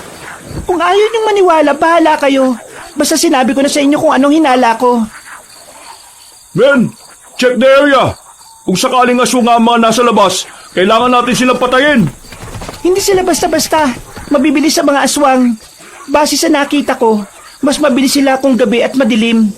Magiging pabor din sa kanila na marami ang puno. Tanggalin niyo tong pagkakatali sa kamay namin. Makakatulong kami sa inyo. Hindi ko pwedeng gawin yan. Tatakasan nyo lang kami. Matagal kami nasa gubat.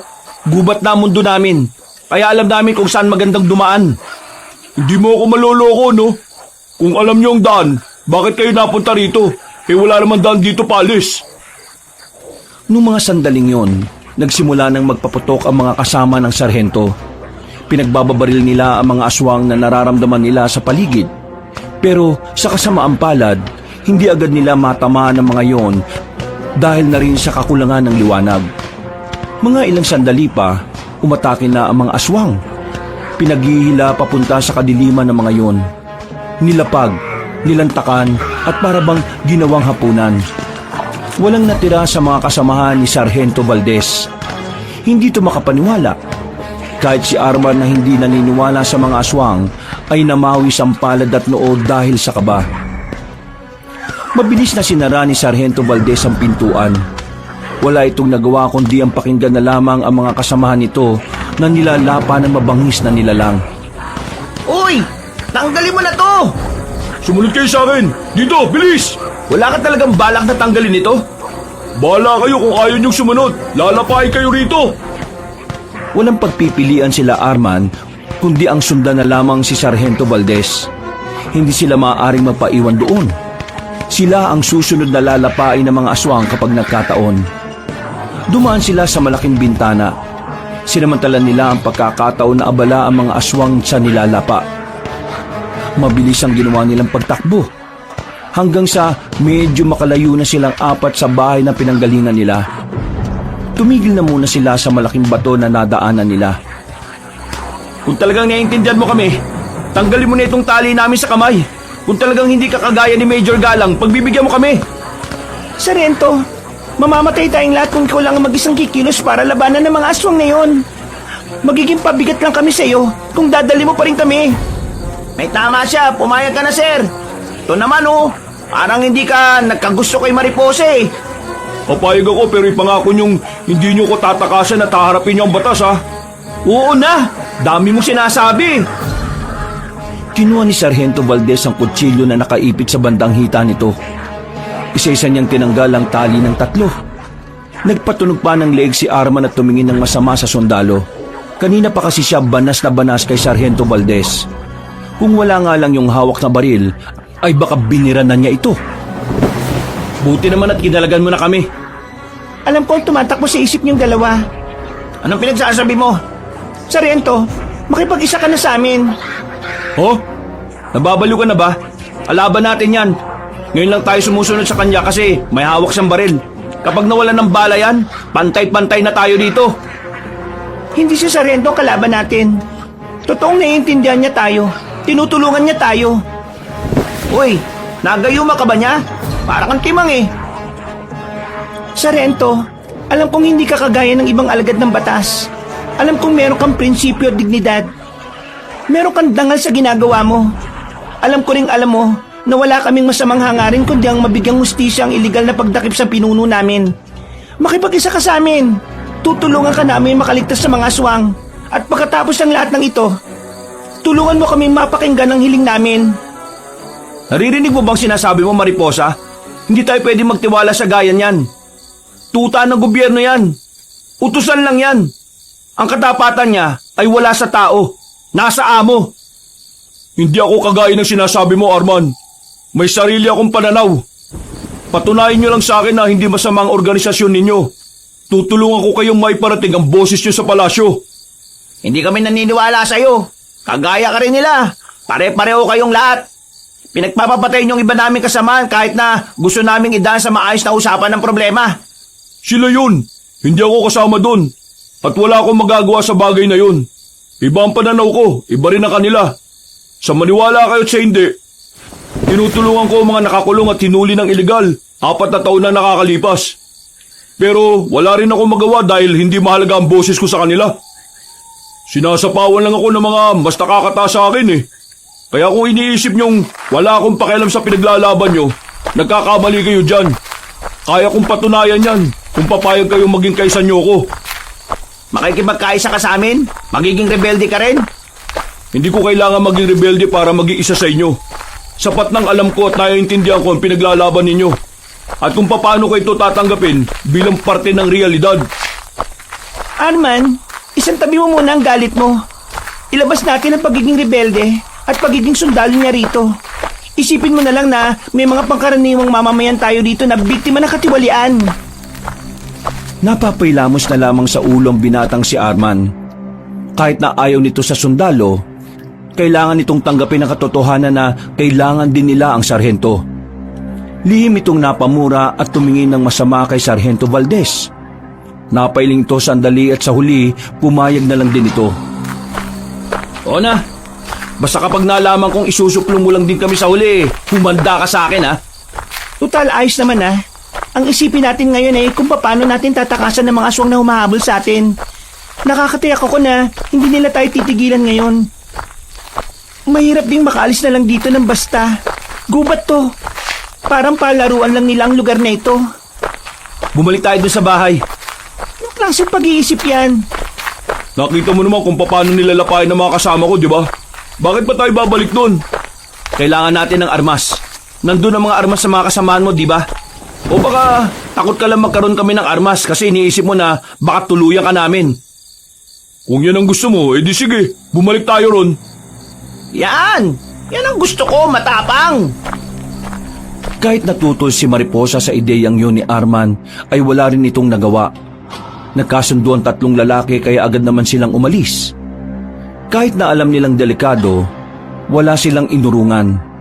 Maingat ang kanilang bawat paglakad dahil sa dulas ng kanilang dinaraanan. Pagbalik nila sa bahay na kanilang pinanggalingan, inabutan nila ang ilang bangkay na lasog-lasog ang katawan. Nakaramdam ng awa si Sargento Valdez para sa kanyang mga kasamahan. Habang sila Arman naman ay hindi maiwasang hindi masuka sa mga nakikita. Nagkalat din kasi ang mga laman loob ng mga biktima. Kunin niyo lahat ng pwede magamit. Baka marami-raming aswang ang makalaban natin. Kailangan natin makasabay sa labanan ng mas matagal. Sargento, kilos na! Kahit anong titig mo dyan, hindi na mabubuhay ang mga kasama mo. Ayusin mo pananalita mo ah. Alam kong galit kayo sa mga sundalo pero yung mga kasama ko ay may mga pamilya ring naiwan. Huwag mong gawing katatawanan ng kabatayan nila. Ay, pasensya na. Padabog na pinagdadadampot ni Sargento Valdez sa mga baril at nauna na ring naglakad. Hoy, umayos ka kayong dalawa. Hindi na kayo mga bata para sabihin ko pa kung ano ang tama at mali ah. May sarili kayong mga utak. Gamitin ninyo.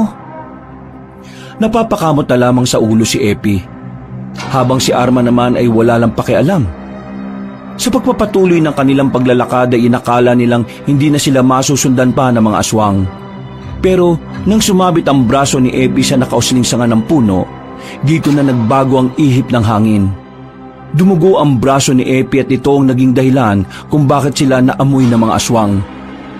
Wala pang 5 minuto, naririnig na naman nila ang mababangis na angil ng mga nilalang. Habang tumatagal, palakas ng palakas. Indikasyon lang na palapit na yun ng palapit sa kanila. Visit ka, Epi. Dahil sa'yo kaya tayo naamoy ng aswang eh. Naamoy nila yung dugo mo. Ha? Mabaho ba tong dugo ko? Mauna na kayo. Susubukan ko silang harapin. Bida-bida naman to. Pwede ka namang sumabay sa amin eh. Kung sa bagay, kung sasabay ako sa inyo, maabutan nila tayong lahat. Mauna na kayo, susunod ako. Bakit mo ba ito ginagawa? Gusto kong patunayan na hindi ako gaya ng ibang sundalo na iniisip ninyo. Sira ulo. Hindi mo kailangan mamatay para patunayan yun, no? Hinila ni Mariposa ang sarhento at sabay-sabay na silang umalis. Mga ilang minuto lang ang nakalipas, bigla namang may humila sa paa ni Mariposa. Mabuti na lamang at alerto si Arman. Hindi lang niya pabalik ang babae. Pinagbababaril niya ang aswang na mabilis namang nakapasok sa loob ng halamanan. Formation! Pinagsasabi nito. Pagtalikuran tayo. Depensa para hindi sila makalapit.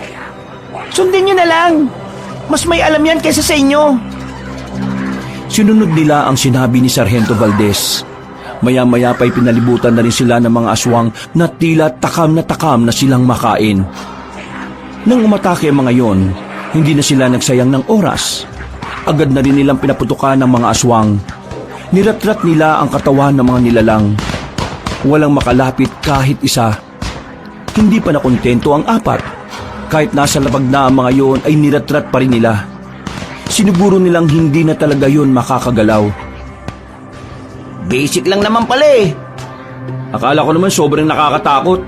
Tipong mapapadasal ako, hindi naman pala. Huwag kayo maging kampante. Hindi porke nagawa natin silang talunin ngayon eh. Ganun pa rin ang mangyayari mamaya.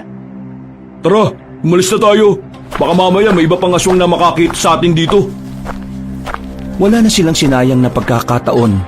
Agad na rin nilang nilisan ang lugar na yon. Sa kanilang paglalakad, bigla namang umulan ng malakas.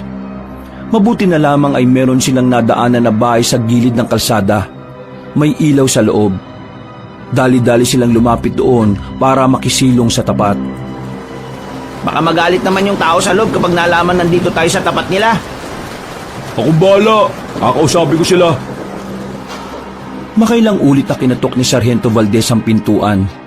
Mga ilang sandali lamang ay bumukas na rin yon. Isang matandang lalaki ang bumungad sa kanila.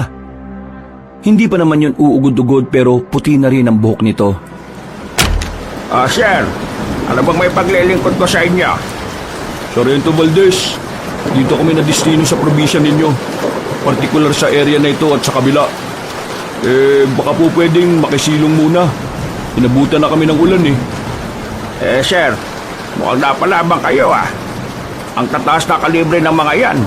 Baka naman sir, madamay ako dyan Hindi po mga taong kalaban namin, Manong. Ano? Hindi mga tao. Ano pong ibig nyo sabihin, sir? Hindi ko alam kung maniniwala kayo pero mga aswang po ang kalaban namin. Hinahabol nila kami kanina eh. Pero naubos na namin sila. Ang kailangan lang talaga namin masisilungan. Pasama kasi ang panahon eh. Aswang makabong na kalaban ninyo. Ay nako, pasok! Pasok na! Dali! Mukhang may nalalaman po kayo sa aswang base sa reaksyon nyo Ay nako, ako pa ba? Matagal na akong pag-alagala sa gubat. Ilang beses ko lang nakita mga yan Kung ilang beses nyo na silang nakita, ano pong ginawa niyo at bakit ilang beses din kayo nakaligtas? Tuwing makikita ko sila, hindi nila ako nakikita. Puro aksidente pagkakataon lang. Minsan, nagigib lang naman ako ng tubig. Makikita ko silang may bit-bit na tao. Wala nang buhay. Tapos, ang usapan nila, gagawin nilang sisig yung bit-bit nila. Basta, ang dami ko pang naranasan. Malakas lang talaga siguro ako sa Diyos kaya hindi ako napapahabak Pero may pagkakataon na muntikan na nila ako makuha. Buti na lang kako, may mga dumating na mga ngaso. Ayun, nag-alisan yung mga aswang. Kaya kayo mag-iingat kayo. Kahit may mga baril kayo kakayanin nila kayong labanan. Lalo na kung sa gubat pa kayo dadaan. Alam niyo po ba kung anong mabisang paraan para mas mabilis silang mapatay? Nako, yan lang hindi ko alam. Natatakot kasi akong pag-interesan ng mga aswang. Kasi tingnan mo, katabi ko lang ang gubat. Kahit na anong oras pwede nila akong puntahan dito kapag nalaman nilang nakikialam ako. Minsan ba naisip niyong magsumbong sa mga sundalo o pulis na may aswang dito? Ginawa ko na yan. Kaso nagmukha lang naman akong tanga. Hindi naman nila ako pinaniwalaan Malabo ka talagang paniwalaan ng militar. Patagal na kaming nasa gubat pero wala naman kasi kaming nakikita mga aswang noon. Pero ako kasi, hindi ko inalis yung anggulo na totoo mga aswang. Kaya hindi na rin ako nagulat na totoo sila. Teka, sandali lang. Iinitan ko kayo ng maiinom Mukhang nilalamig na yung kasama niyong babae. Ay, sige po. Maraming salamat po. Umalis sa matandang lalaki at nagtungo ito sa kusina sa bandang likuran ng bahay. Noong mga sandaling yun ay lumalakas na ng lumalakas ang ulan. Malakas na rin ang hangin sa labas. Kaya naman naisip ni Arman na maaaring magtagal pa sila roon hanggang umaga. Wala naman silang magagawa. Kahit na wala silang tiwala sa matandang kausap nila, ay kailangan nilang sumilong doon. Sargento, eto, tanong lang Anong order sa inyo ni Major Galang? Patayin kami? Wala siyang ilalabas na info sa atin. Huwag na tayong umasa. Ang alam ng mga taga Maynila, si Commander Teves ang may pakana ng terorismo sa Isabela. Kaya siya hinuli nung nakita siyang nagpoprotesta. Ngayon, lahat ng may koneksyon kay Commander Teves, pinapadakip sa amin. Kabilang na dito yung kapatid niya, si Commander Ligaya. Siya ang top priority namin. Kailangan namin siya makuha ng buhay. Pero wala kaming koneksyon sa terorismo. Mga pangkaraniwang rebelde lang kami na nakikipaglaban para sa karapatan ng mga kagaya naming probinsyano. At nakikipaglaban sa katiwalian ng mga taga Maynila. Alam ko, naiintindihan ko kayo at naniniwala ako sa inyo. Sus, kunwari naniniwala pero hindi naman. Bago ako madistino rito, nakausap ko si Commander Teves nang ilipat siya ng piitan. Sinabi niya sa akin ang lahat. At naniwala ka kay Commander Teves kahit pinaghihinalaan siyang utak ng karahasan? Ikaw na sundalo na may maayos na ranggo? Naniwala agad sa isang taong kinulong dahil sa maling paratang? Oo, naniwala ko. Dahil si Commander Tebes ay dating kaibigan ng lolo ko. Magkakilala si Commander Tebes at ang lolo mo? Kalokohan. Paano naman magkakaroon ng kaibigan si Commander Tebes na isang sundalo? Alam niyo naman siguro na dating sundalo rin si Commander Tebes, di ba? Bago siya ma-discharge sa serbisyo. Marami silang napagdaanan noon sa Visayas. Nawalan lang sila ng koneksyon sa isa't isa nung matanggal si Commander Tebes sa serbisyo. Man, mukhang yung lolo nga niya siguro yung sinasabi ni Commander Tebes noon na bukod tagi sa lahat ng sundalo. O sige, anong alias ng lolo mo? Alias Tiger. Eh di siya nga. Totoo mga sinasabi niya. Sapat na bang dahilan yun para pagkatiwalaan niyo na ako? Napabuntong hininga na lamang si Arman. Habang tumatagal, nawawala na ang inis niya sa sarhento. Aminado rin naman siya na kahit papaano ay nakakatulong sa kanila si Sargento Valdez. Mga ilang sandali lang, bumalik na rin ang matandang lalaki. Daladala na nito ang 4 na baso ng kape. May kasama pang kamoting kahoy. Nako, nakalimutan ko magpakilala. Ako nga pala si Roberto. Mang Roberto na lang ang itawag niyo sa akin, ha? Mariposa naman ang pangalan ko. Ito naman si Arman at Epi. Ito, si Sargento Valdez. O siya, sige na. Tikman nyo na yung kape na ito para mainitan na yung sikmura din nyo. Maganda yan ngayon kasi mas lalo pang lumalakas ang ulan eh. Maraming salamat sa pagtanggap niyo sa amin. Pero wala ka bang ibang kasama rito, Manong? Kasama? Eh, meron. Pero wala sila ngayon dito eh. Sa susunod na linggo pa ang balik. Nagbakasyon sila sa bayan eh. Eh, bakit ba? Wala naman. Nabahala lang kasi ako kasi mag-isa lang kayo rito. Eh, may mga aswang pa namang gumagala sa gubat. Eh, hindi nyo kailangan mabahala. Kayang-kaya ko naman ang sarili ko eh. Intindihin nyo mga sarili ninyo. Kasi kayo mga bata pa. Marami pa kayong dapat gawin sa mundo. Magsasalita pa sana si Arman nang bigla na lamang siyang nakaramdam ng pagkahilo. Pagtingin niya sa mga kasama niya ay umiikot na yon sa paningin niya. Natapon na ang kape na iniinom niya. Ilang sandali lang ay nahilo na rin si Mariposa at Epi, habang si Sargento Valdez naman ay nanatili pa ring normal. Manong, anong nangyari sa kanila? Anong nilagay mo sa kape? Kinisa ni Sargento Valdez ang baril at itinutok sa matandang lalaki. Nakita na lamang niyang ngumiti ng malapad si Mang Ruperto para itong nang iinsulto. Babarilin na sana ni Sargento Valdez sa matandang yon na makaramdam na rin siya ng pagkahilo. Gumewang-gewang siya hanggang sa bumagsak na rin sa lapag. Wala na silang alam sa mga sumunod na nangyari. Basta't nagising na lamang sila dahil sa amoy na bulok na nalalanghap nila.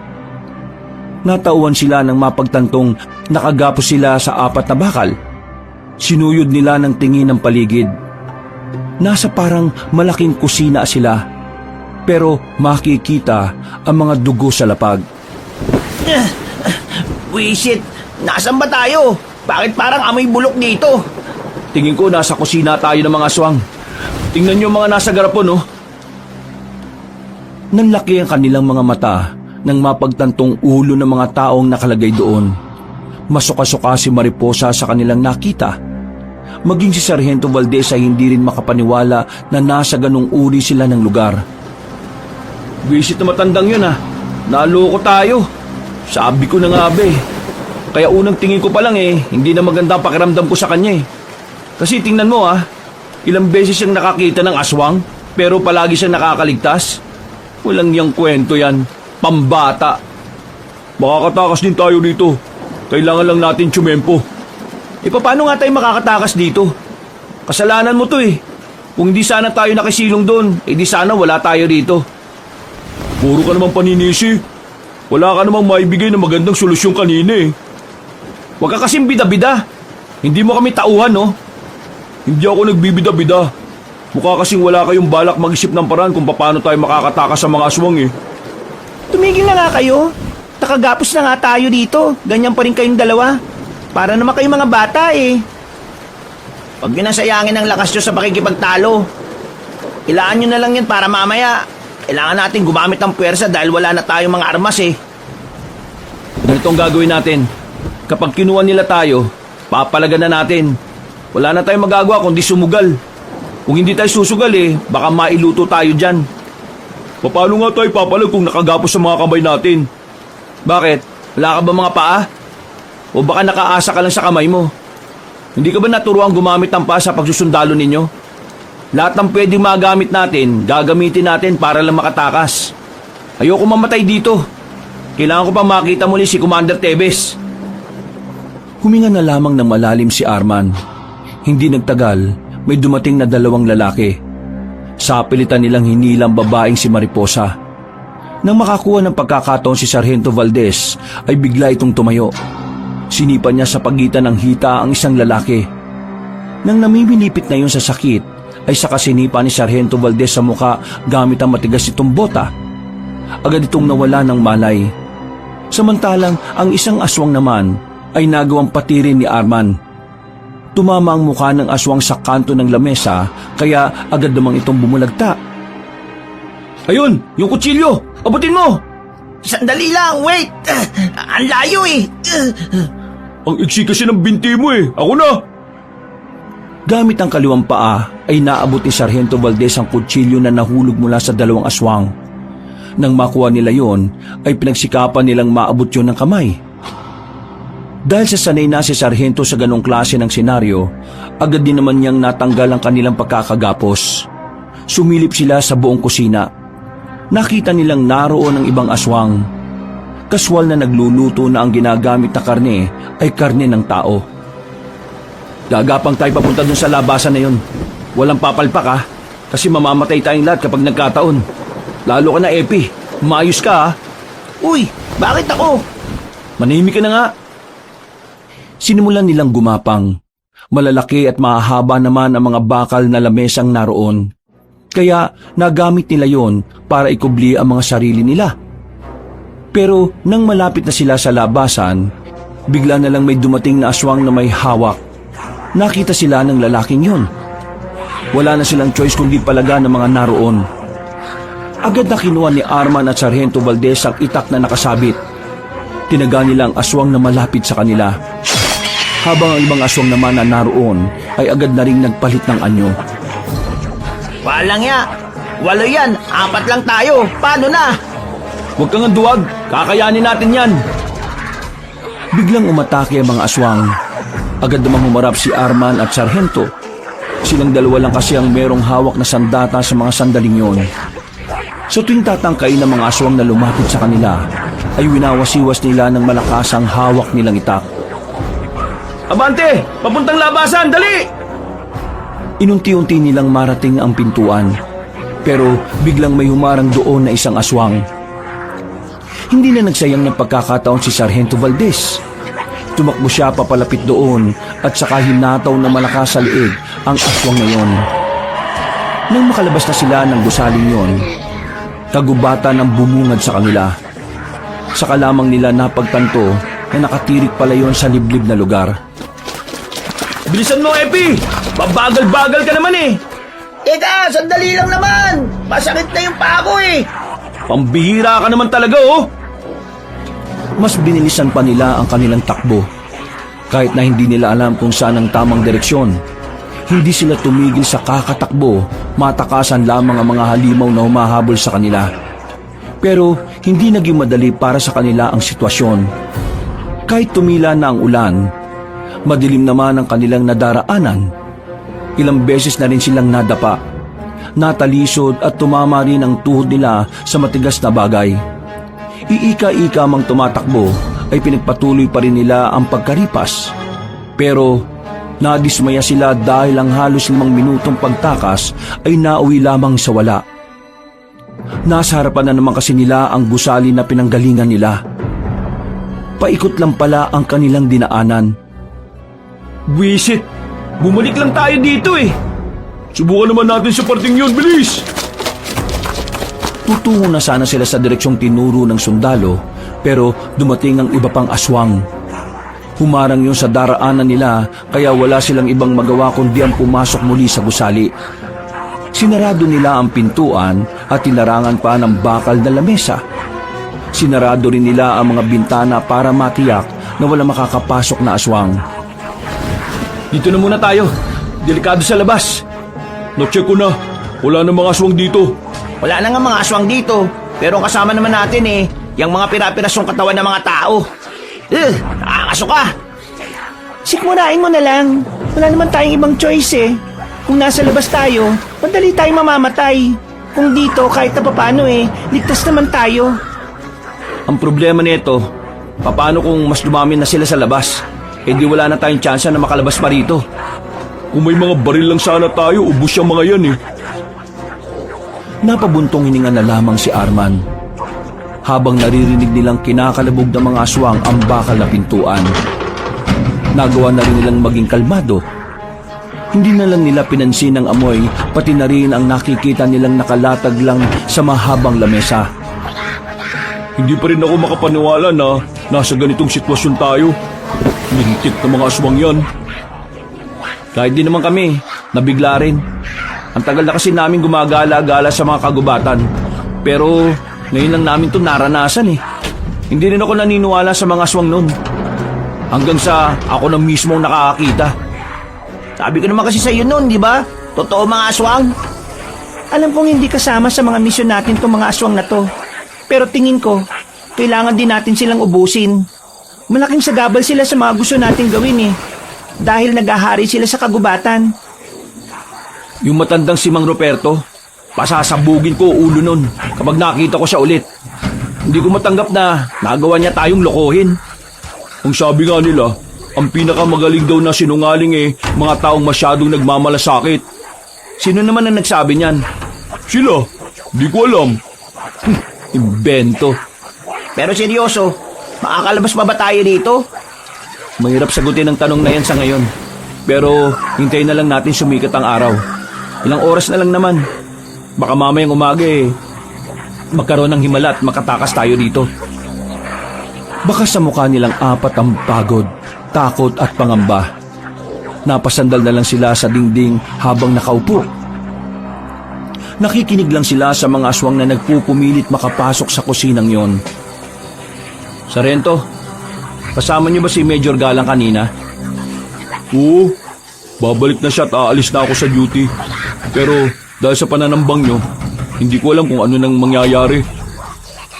Alam mo kung gaano katiwali si Major Galang. Tanong ko lang, bakit hindi mo siya ilaglag? Madali lang sabihin na ilaglag siya. Pero yung magiging kapalit ng ganong klase ng aksyon, yun ang mahirap. Marami akong kamag-anak. Marami akong kakilala na maaaring madamay kapag binalikan nila ako. Kaya nga kailangan ko rin kayo. Kasi hindi ko magagawang panagutin si Major Galang kung ako lang. Mas masaal pa sa aswang si Major Galang. Hindi ko makakalimutan ang kahayupan na ginawa niya sa mga baryong pinupuntahan niya. Narinig ko na ang kwento sa ganyang gawain ni Major Galang. Pero wala naman ako magawa. Masyadong malakas ang impluwensya niya para ibunyag lahat ng baho niya Makakahanap din ng katapat niyang Major Galang na yan. Si Major Galang ang anay sa militar. Sinisira niyang utak ng mga bago at ginagawa niyang personal na tauhan. Kailangan niyang mawala sa pwesto. Masaya ako na pareho natin gustong mapanagot si Major Galang. Ngayon, naniniwala na akong iba ka nga talaga sa mga kabaro mong siraulo. Marami pa matitinong sundalo at pulis na kagaya ko. Karamihan sa kanila, pareho kong walang kapangyarihan ng boses. Kaya nag-aabang na lang kami ng kakampi para makapagsalita. Kaya kailangan natin makaalis dito. Kailangan natin makaligtas para maisigawa natin ang gusto natin mangyari. Ang tanong, paano tayo makakalis dito? Tingnan nyo yung mga aswang sa labas Parang mga gutom na gutom Biglang namayani ang katahimikan. Parang may dumaan na anghel. Tumahimik din ang mga aswang sa labas sa hindi nila malamang dahilan. Pero hindi pa rin sila lumalabas. Pakiramdam kasi nila ay patibong lamang yon. Nanatili lang sila sa loob. Pinapakiramdaman ang paligid. Mga ilang sandali lang, narinig na nila ang pamilyar na boses ng matanda. Nanggigil agad si Arman. Gustong-gusto niyang gantihan si Mang Ruperto pero kinakalma na lamang niya ang sarili. Buksan niyo ang pinto! Hindi dapat kayo nagluluto dyan! Hoy, sira ulo matandang aswang! Kapag naawakan kita, bibigwasan kita para ma-dislocate yung mga ribs mong marupok. Kung hindi kayo lalabas dyan, kami na lang ang kusang papasok! Sige, subukan niyong pumasok. Makikita niyong hinahanap niyo. Kahit buksan niyo ito o hindi, mamamatay pa rin kayo! Kaya kung ako sa inyo, tanggapin niyo na lang ang kamatayan niyo para wala na tayong maging problema! Sira ulo ka pala talaga eh. Anong tingin mo sa amin, mga tanga? Hindi mo kami madadala sa mga ganyan mong mga salita, no? Lumabas na kasi kayo dyan. Buksan niyo na ang pinto. At pag-usapan natin kung anong luto ang pwede sa mga karne at laman loob din niya. Ay, siya nga pala, Sargento. Narinig mo ba ako? Gusto ko lang sabihin sa iyo na pinapahanap ko si Major Galang. Mamaya lang makakasama niyo na siya dyan bilang masasarap na ulam namin. Ano kailangan niyo kay Major Galang? Ay, wala naman. Gusto ko lang maningil sa ginawa niyang pagkamkam sa lupain ng mga angkat ko. Ang bihira si Major Galang ha. Ang dami naman niyang kaaway. Kayo mga sundalo kayo. Mga wala kayong kwenta. Konsentidor. Hinahayaan nyo lang na magawa ni Major Galang ang mga gusto niya. Wala siyang pakialam kahit makaperwisyo sa buhay ng iba. Kung si Major Galang lang pala ang kailangan niyo, bakit pati kami nandito? Wala naman dapat akong pakialam sa inyo Pero kayong lumapit sa akin. Kaya naman, isasabay ko na lang din kayo sa mga kain namin para sa salo-salo namin mamayang alas 3. Dami mo namang sinasabi. Tingnan natin kung makapasok kayo rito. Paano kung sunugin ko na lang kayo dyan para lumabas kayo? Sunugin? Kaya mo bang masunog ang mga imbakan yung pagkain dito? Mukhang dito yata imbakan nyo Buwisit talaga ang mga tao kahit na kailan no? Mga buwisit kayo! O ano, hindi mo rin kaya, di ba? Biglang nanahimik ang matanda sa labas. Mga ilang sandali lang, biglang kumalubog ng paulit-ulit ang pintuan. Sinusubukan ng mga aswang na makapasok sa loob. Pero dahil masyado mabigat ang mga nakaharang at meron ding kandado makapal, walang magawa ang mga yon kundi umangil ng umangil. Walang magagawa ang mga yan. Mapapagod na lang sila. Noong mga sandaling yon, naging kampante silang hindi na sila mapapasok ng mga aswang. Napapabuntong hininga na lamang si Arman. Kahit kasi nasa ligtas na lugar sila, wala naman silang kasiguraduhan kung makakalabas pa sila roon. Walang ibang paraan para takasan ng mga aswang. Bagay na nagdudulot ng kawalan ng pag-asa sa kanila. Makalipas ng ilang oras, sumapit na rin ang alas 5 na madaling araw.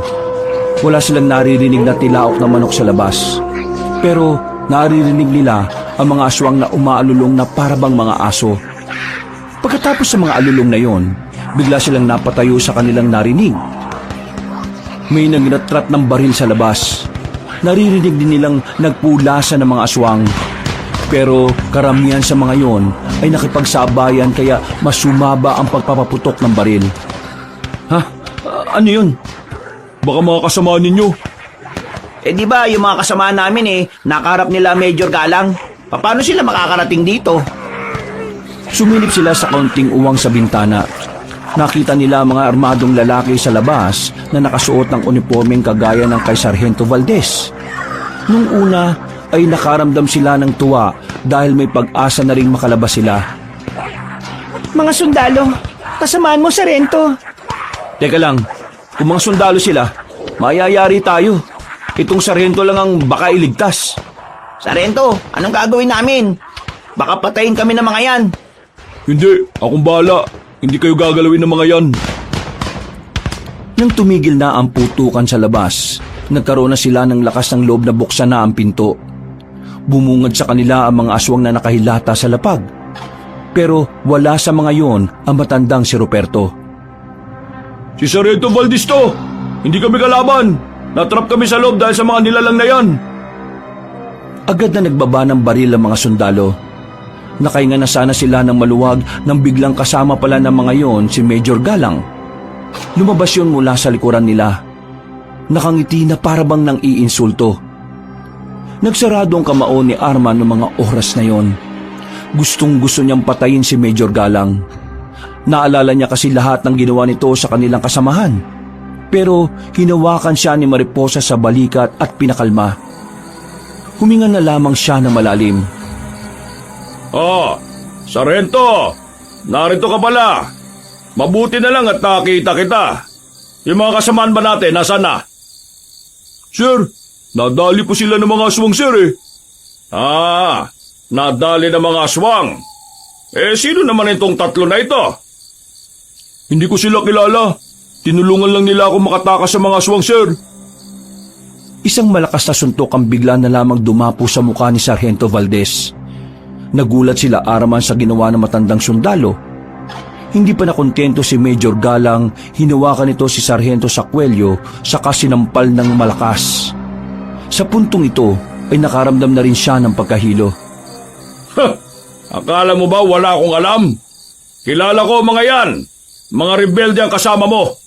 Paano mo sila nagawang tulungan? Kaya nga tayo nasa kagubatan para tugisin ang mga kagaya nila. Isa kang traidor! Hindi totoo na miyembro ng teroristang grupo si Commander Tebes. Ha? Anong pinagsasasabi mo? Pakawalan niyo na siya. Yun lang naman ang pinaglalaban ng mga rebeldeng kasama ko eh. Hindi sila pumapas lang ng mga inosenteng tao. Kaya manahimik ka! Tinrider mo ang tungkulin mo! Isa na namang malakas na suntok sa sikmura ang ginawa ni Major Galang kay Sargento Valdez. Major Galang, iba sila sa iniisip mo. Hindi sila nagsisimula ng dahas.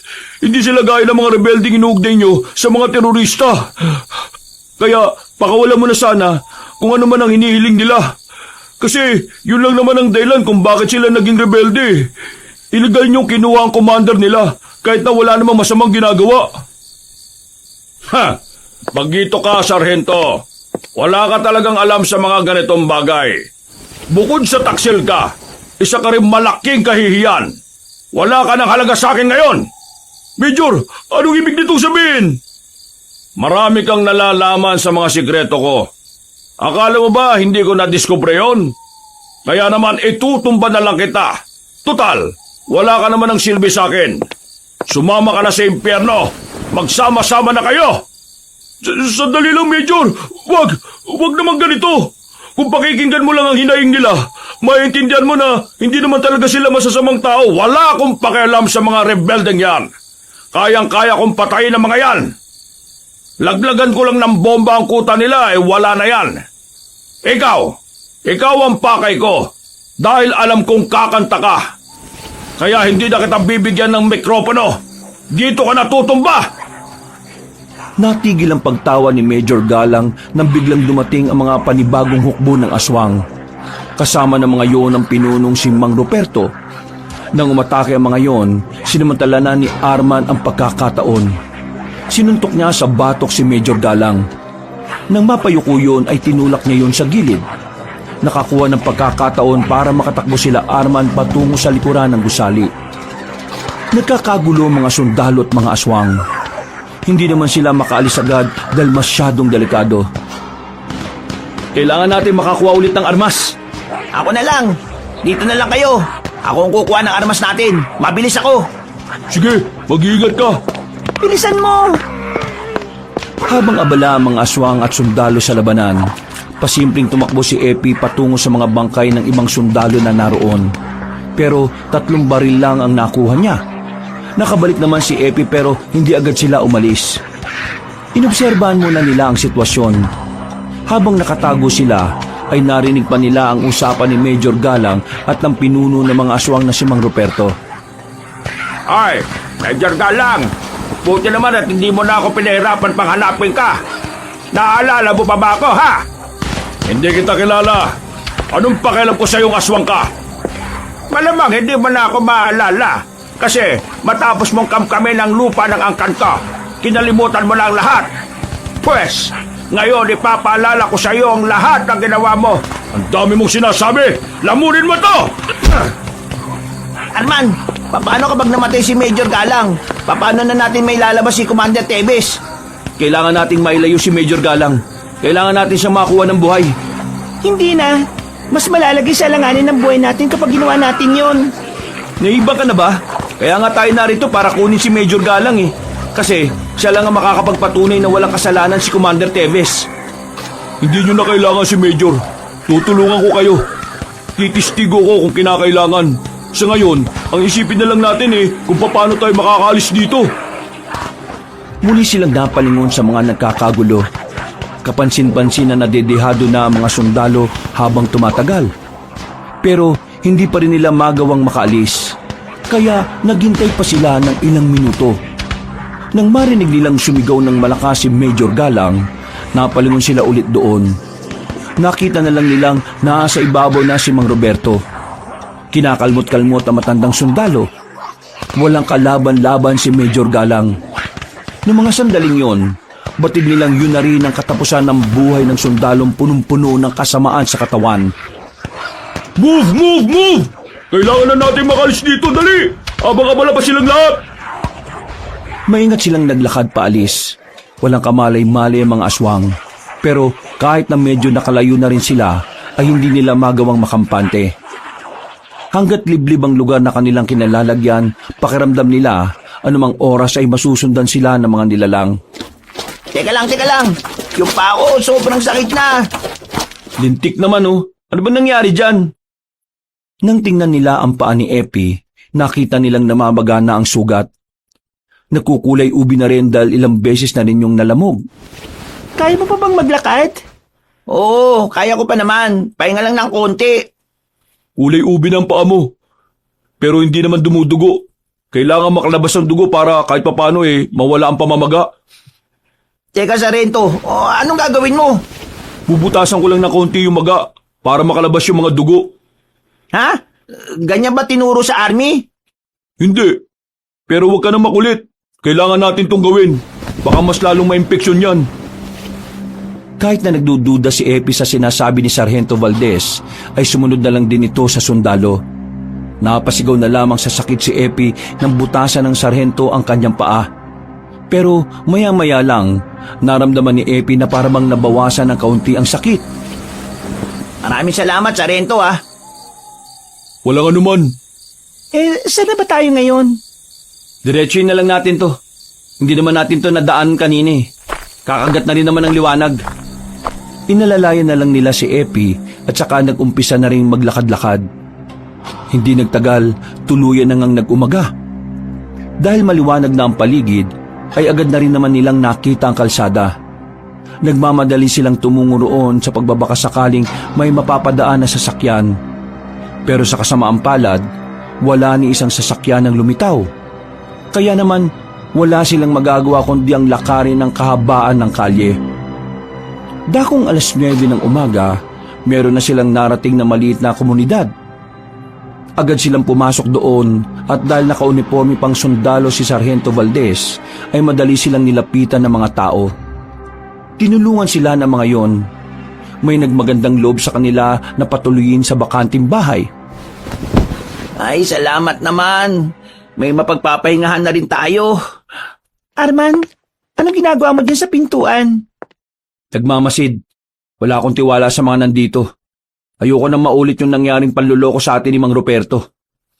Pambira ka naman Tinulungan na nga tayo Tama lang ang ginagawa niya. Mas mainam lang sigurado tayo kaysa mabiktima na naman tayo. Ng mga sandaling yon, nakapagpahinga sila kahit na papaano. Pero hindi nila magawang makatulog. Parang kada 10 minuto kasi ang may darating na tao para kumustahin sila. Ang pagpapahingang yon ay inabot ng gabi. Alam naman na nila ang daan patungo sa sakayan. Pero hindi agad sila makaalis dahil biglang inapoy naman ng lagnat ang lalaking si Epi. Inasikaso na muna nila ang binata. Pero hindi nila inakala na ang pananatili pala nila roon ay mauuwi na naman sa panganib. Bandang 8:00 ng gabi, narinig na lamang nilang natataranta na ang mga tao sa labas. Pagsilip na mariposa, nagulat na lamang silang lahat nang makitang paparating na ang mga aswang. Pinanggungunahan yun na matandang si Ruperto, na sa mga sandaling yon, kulay itim na ang buong katawan. Ang buhok naman nito ay may kahabaan ng bukod tanging kulay puti. Nagtakbuhan ng mga tao at sinisigaw ang salitang gabunan. Base sa pagkakaunawa nila, ang gabunan ay isang uri ng aswang. Kaya ng mga sandaling yon, hindi na nagsayang ng oras sila Arman. Lumabas na rin sila ng bahay at niratrat ng bala ang mga nilalang. Hindi inaasahan ng mga aswang na may daladala silang baril kaya karamihan sa mga yon ay hindi na rin nakailag pa. Dahil sa kanilang kausayan sa paghawak ng baril, naubos na agad nila ang mga aswang. Pero isa lang ang hindi nila nakita noong mga sandaling yon. Nawawala si Mang Ruperto. Ubus na ang bala nila kaya kinakabahan sila sa mga susunod na mangyayari. Kailangan na natin umalis dito, Arman. Buhatin mo na si Epi. Inuutusan mo ba ako? Oo, inuutusan kita. Kung hindi, maiiwan at mamamatay ang kaibigan nyo. Papasok na sana ng bahay si Arman nang biglang dumating si Mang Ruperto. Dinakma nito si Arman sa ulo at saka binalibag sa pader ng kabilang bahay. Malakas ang pagkakabagsak ni Arman kaya hindi agad ito nakatayo. Hindi naman nagpatinag si Sargento Valdez. Gamit ang mahabang baril ay pinalo nito sa ulo si Mang Ruperto. Pero tila wala namang yung talab sa aswang nagabunan. Tumingin yon sa kanya na masama at saka sinipa siya ng malakas. Hindi pa nakontento matandang aswang, kinuha sa ulo at saka hinampan sa pader. Kayong mga sundalo ang dapat na hindi nabubuhay sa mundong ito eh. Dahil wala kayong ibang kayang gawin, kundi ang sumunod lang sa utos ng amo ninyo. Pinagsusuntok ni Mang Ruperto si Sargento Valdez. Kakaiba ang lakas ng suntok ng aswang kaya kahit malaki ang katawan ni Sargento Valdez, ay ramdam na ramdam niya yun. Kayo ang tunay na salat. Kayo ang tunay na gumugulo sa buhay ng iilan. Mga alagad ng batas o alagad ng mga tiwaling tao. Nang dahil sa mga taong pinoprotektahan ninyo, maraming lupang nawala at ninakaw. Kasama na roon ang makasaysayang lupain naming mga aswang. Napatay mo na si Major. Ano pa bang kailangan mo? Wala akong kasalanan sa'yo. Pahirapan kita! Aray! Pinalo ni Mariposa ng baril sa bandang bato ang matandang aswang. Tinablan yun ng bahagya. Mahilo-hilo yun ng dumistansya yun sa kanila. Sinundan pa ulit na Mariposa ng pag-atake. Tinamaan niya yun sa muka. Nang makabangon naman si Arman, hindi ito nagdalawang isip. Kinuha nito ang sariling baril at saka hinambalos din si Mang Ruperto. Duguan na ang mukha ng matandang aswang. Pero sa halip na mapatumba, mas lalo lang yung tumindig. Galit na galit sa kanila. Naglalaway at lumalabas pa ang matatalas nitong pangil. Pinagalit na talaga akong tatlo, ha? Humanda kayo sa akin! Gumapang na mabilis si Mang Ruperto at lumundag naman ng mataas. Nang makarating yon sa kanilang likuran, una nitong hinila ay si Sargento Valdez. Agad namang rumisponde ang dalawa. Pero sa galit ng aswang, bugbog lang ang kanilang inabot. Naagaw sa kanila ang kanilang mga baril. Sinubukan naman nilang makipagsabayan ng suntok. Ang kaso nga lang, hindi naman sila makatama. Masyadong mabilis makailag ang aswang na yon. Sargento, ikaw ang inuunan niyang paslangin. Kaya umalis ka na. Kami nang bahala rito. Hindi ko kayo iiwan dito. Magkakasama natin tong inumpisahan. Magkakasama rin natin tong tatapusin. Ang tigas din pala ng kukote mo eh, no? Kapag namatay ka, paano mo kami matutulungan? Sige na, umalis ka na! Hindi ako alis. Sasama ko kayo hanggang dulo. Anong pinag-uusapan niyo dyan?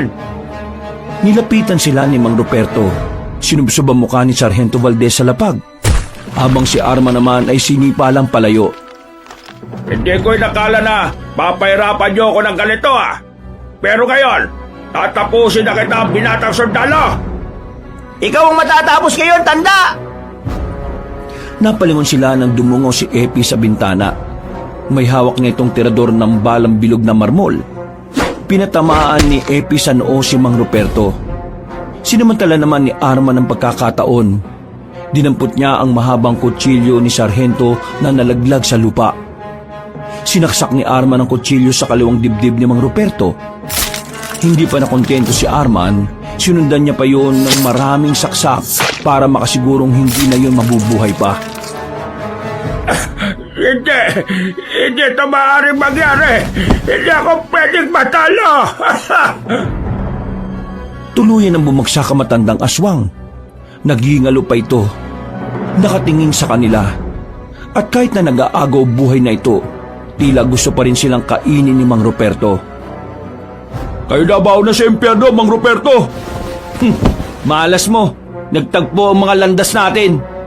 Epi, ayos ka lang? Ayos lang ako. Pero masama pa rin ang pakiramdam ko eh.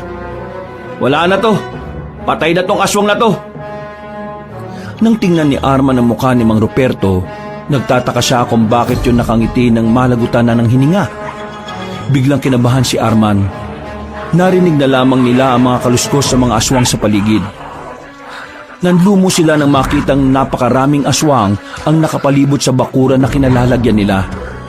Mga pre, tapos na tayo dito. Pampira, ang dami pa pala nila. Sobrang malas naman natin, oh. Men, palag-palag na to.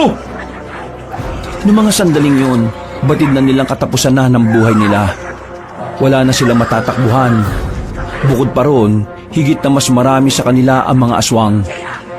Naghahabaan pa ang mga kuko ng mga yon, sapat na para gawing panapos sa kanilang buhay. Nang mga atake na ang mga aswang, napayuko na lamang sila nang muling makarinig ng magkakasunod na putok ng baril. Dumating ang grupo ni Commander Ligaya. Nalaga sila ng walang kahirap-hirap.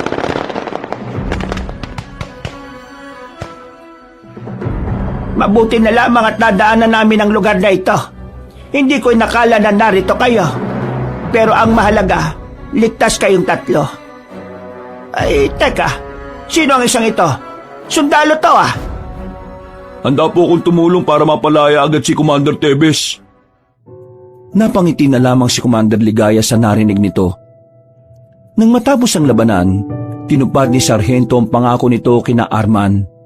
Gumawa ito ng kasulatan para formal na ihain ang pagiging inosente ni Commander Tebes. Hindi man agad napalaya ang dating commander, kahit na papaano ay masaya ang kalooban ni Arman. Nararamdaman niya kasing may maganda nang nangyayari sa sistema. Pasensya na kayo Kailangan kong bumalik sa Maynila. Aasikasuhin ko lang muna yung pagpapalaya kay Commander Tebes. Kailangan ko lang kumalap ng mga katibayan na hindi nga siya parte ng kahit na anong terorista. Maraming salamat, Sargento. Aasahan namin yan. Sargento, balik ka rito sa susunod Parang idol na kita.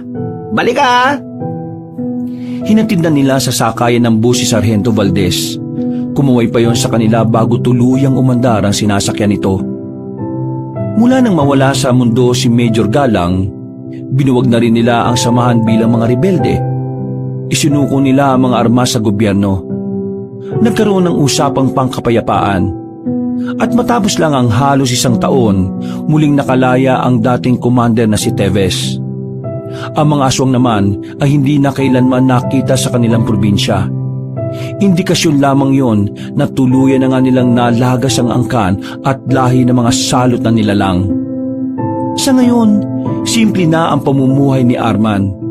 Masaya na siya dahil sa wakas, buo na ulit ang itinuturing niyang pamilya at kayamanan. Wakas,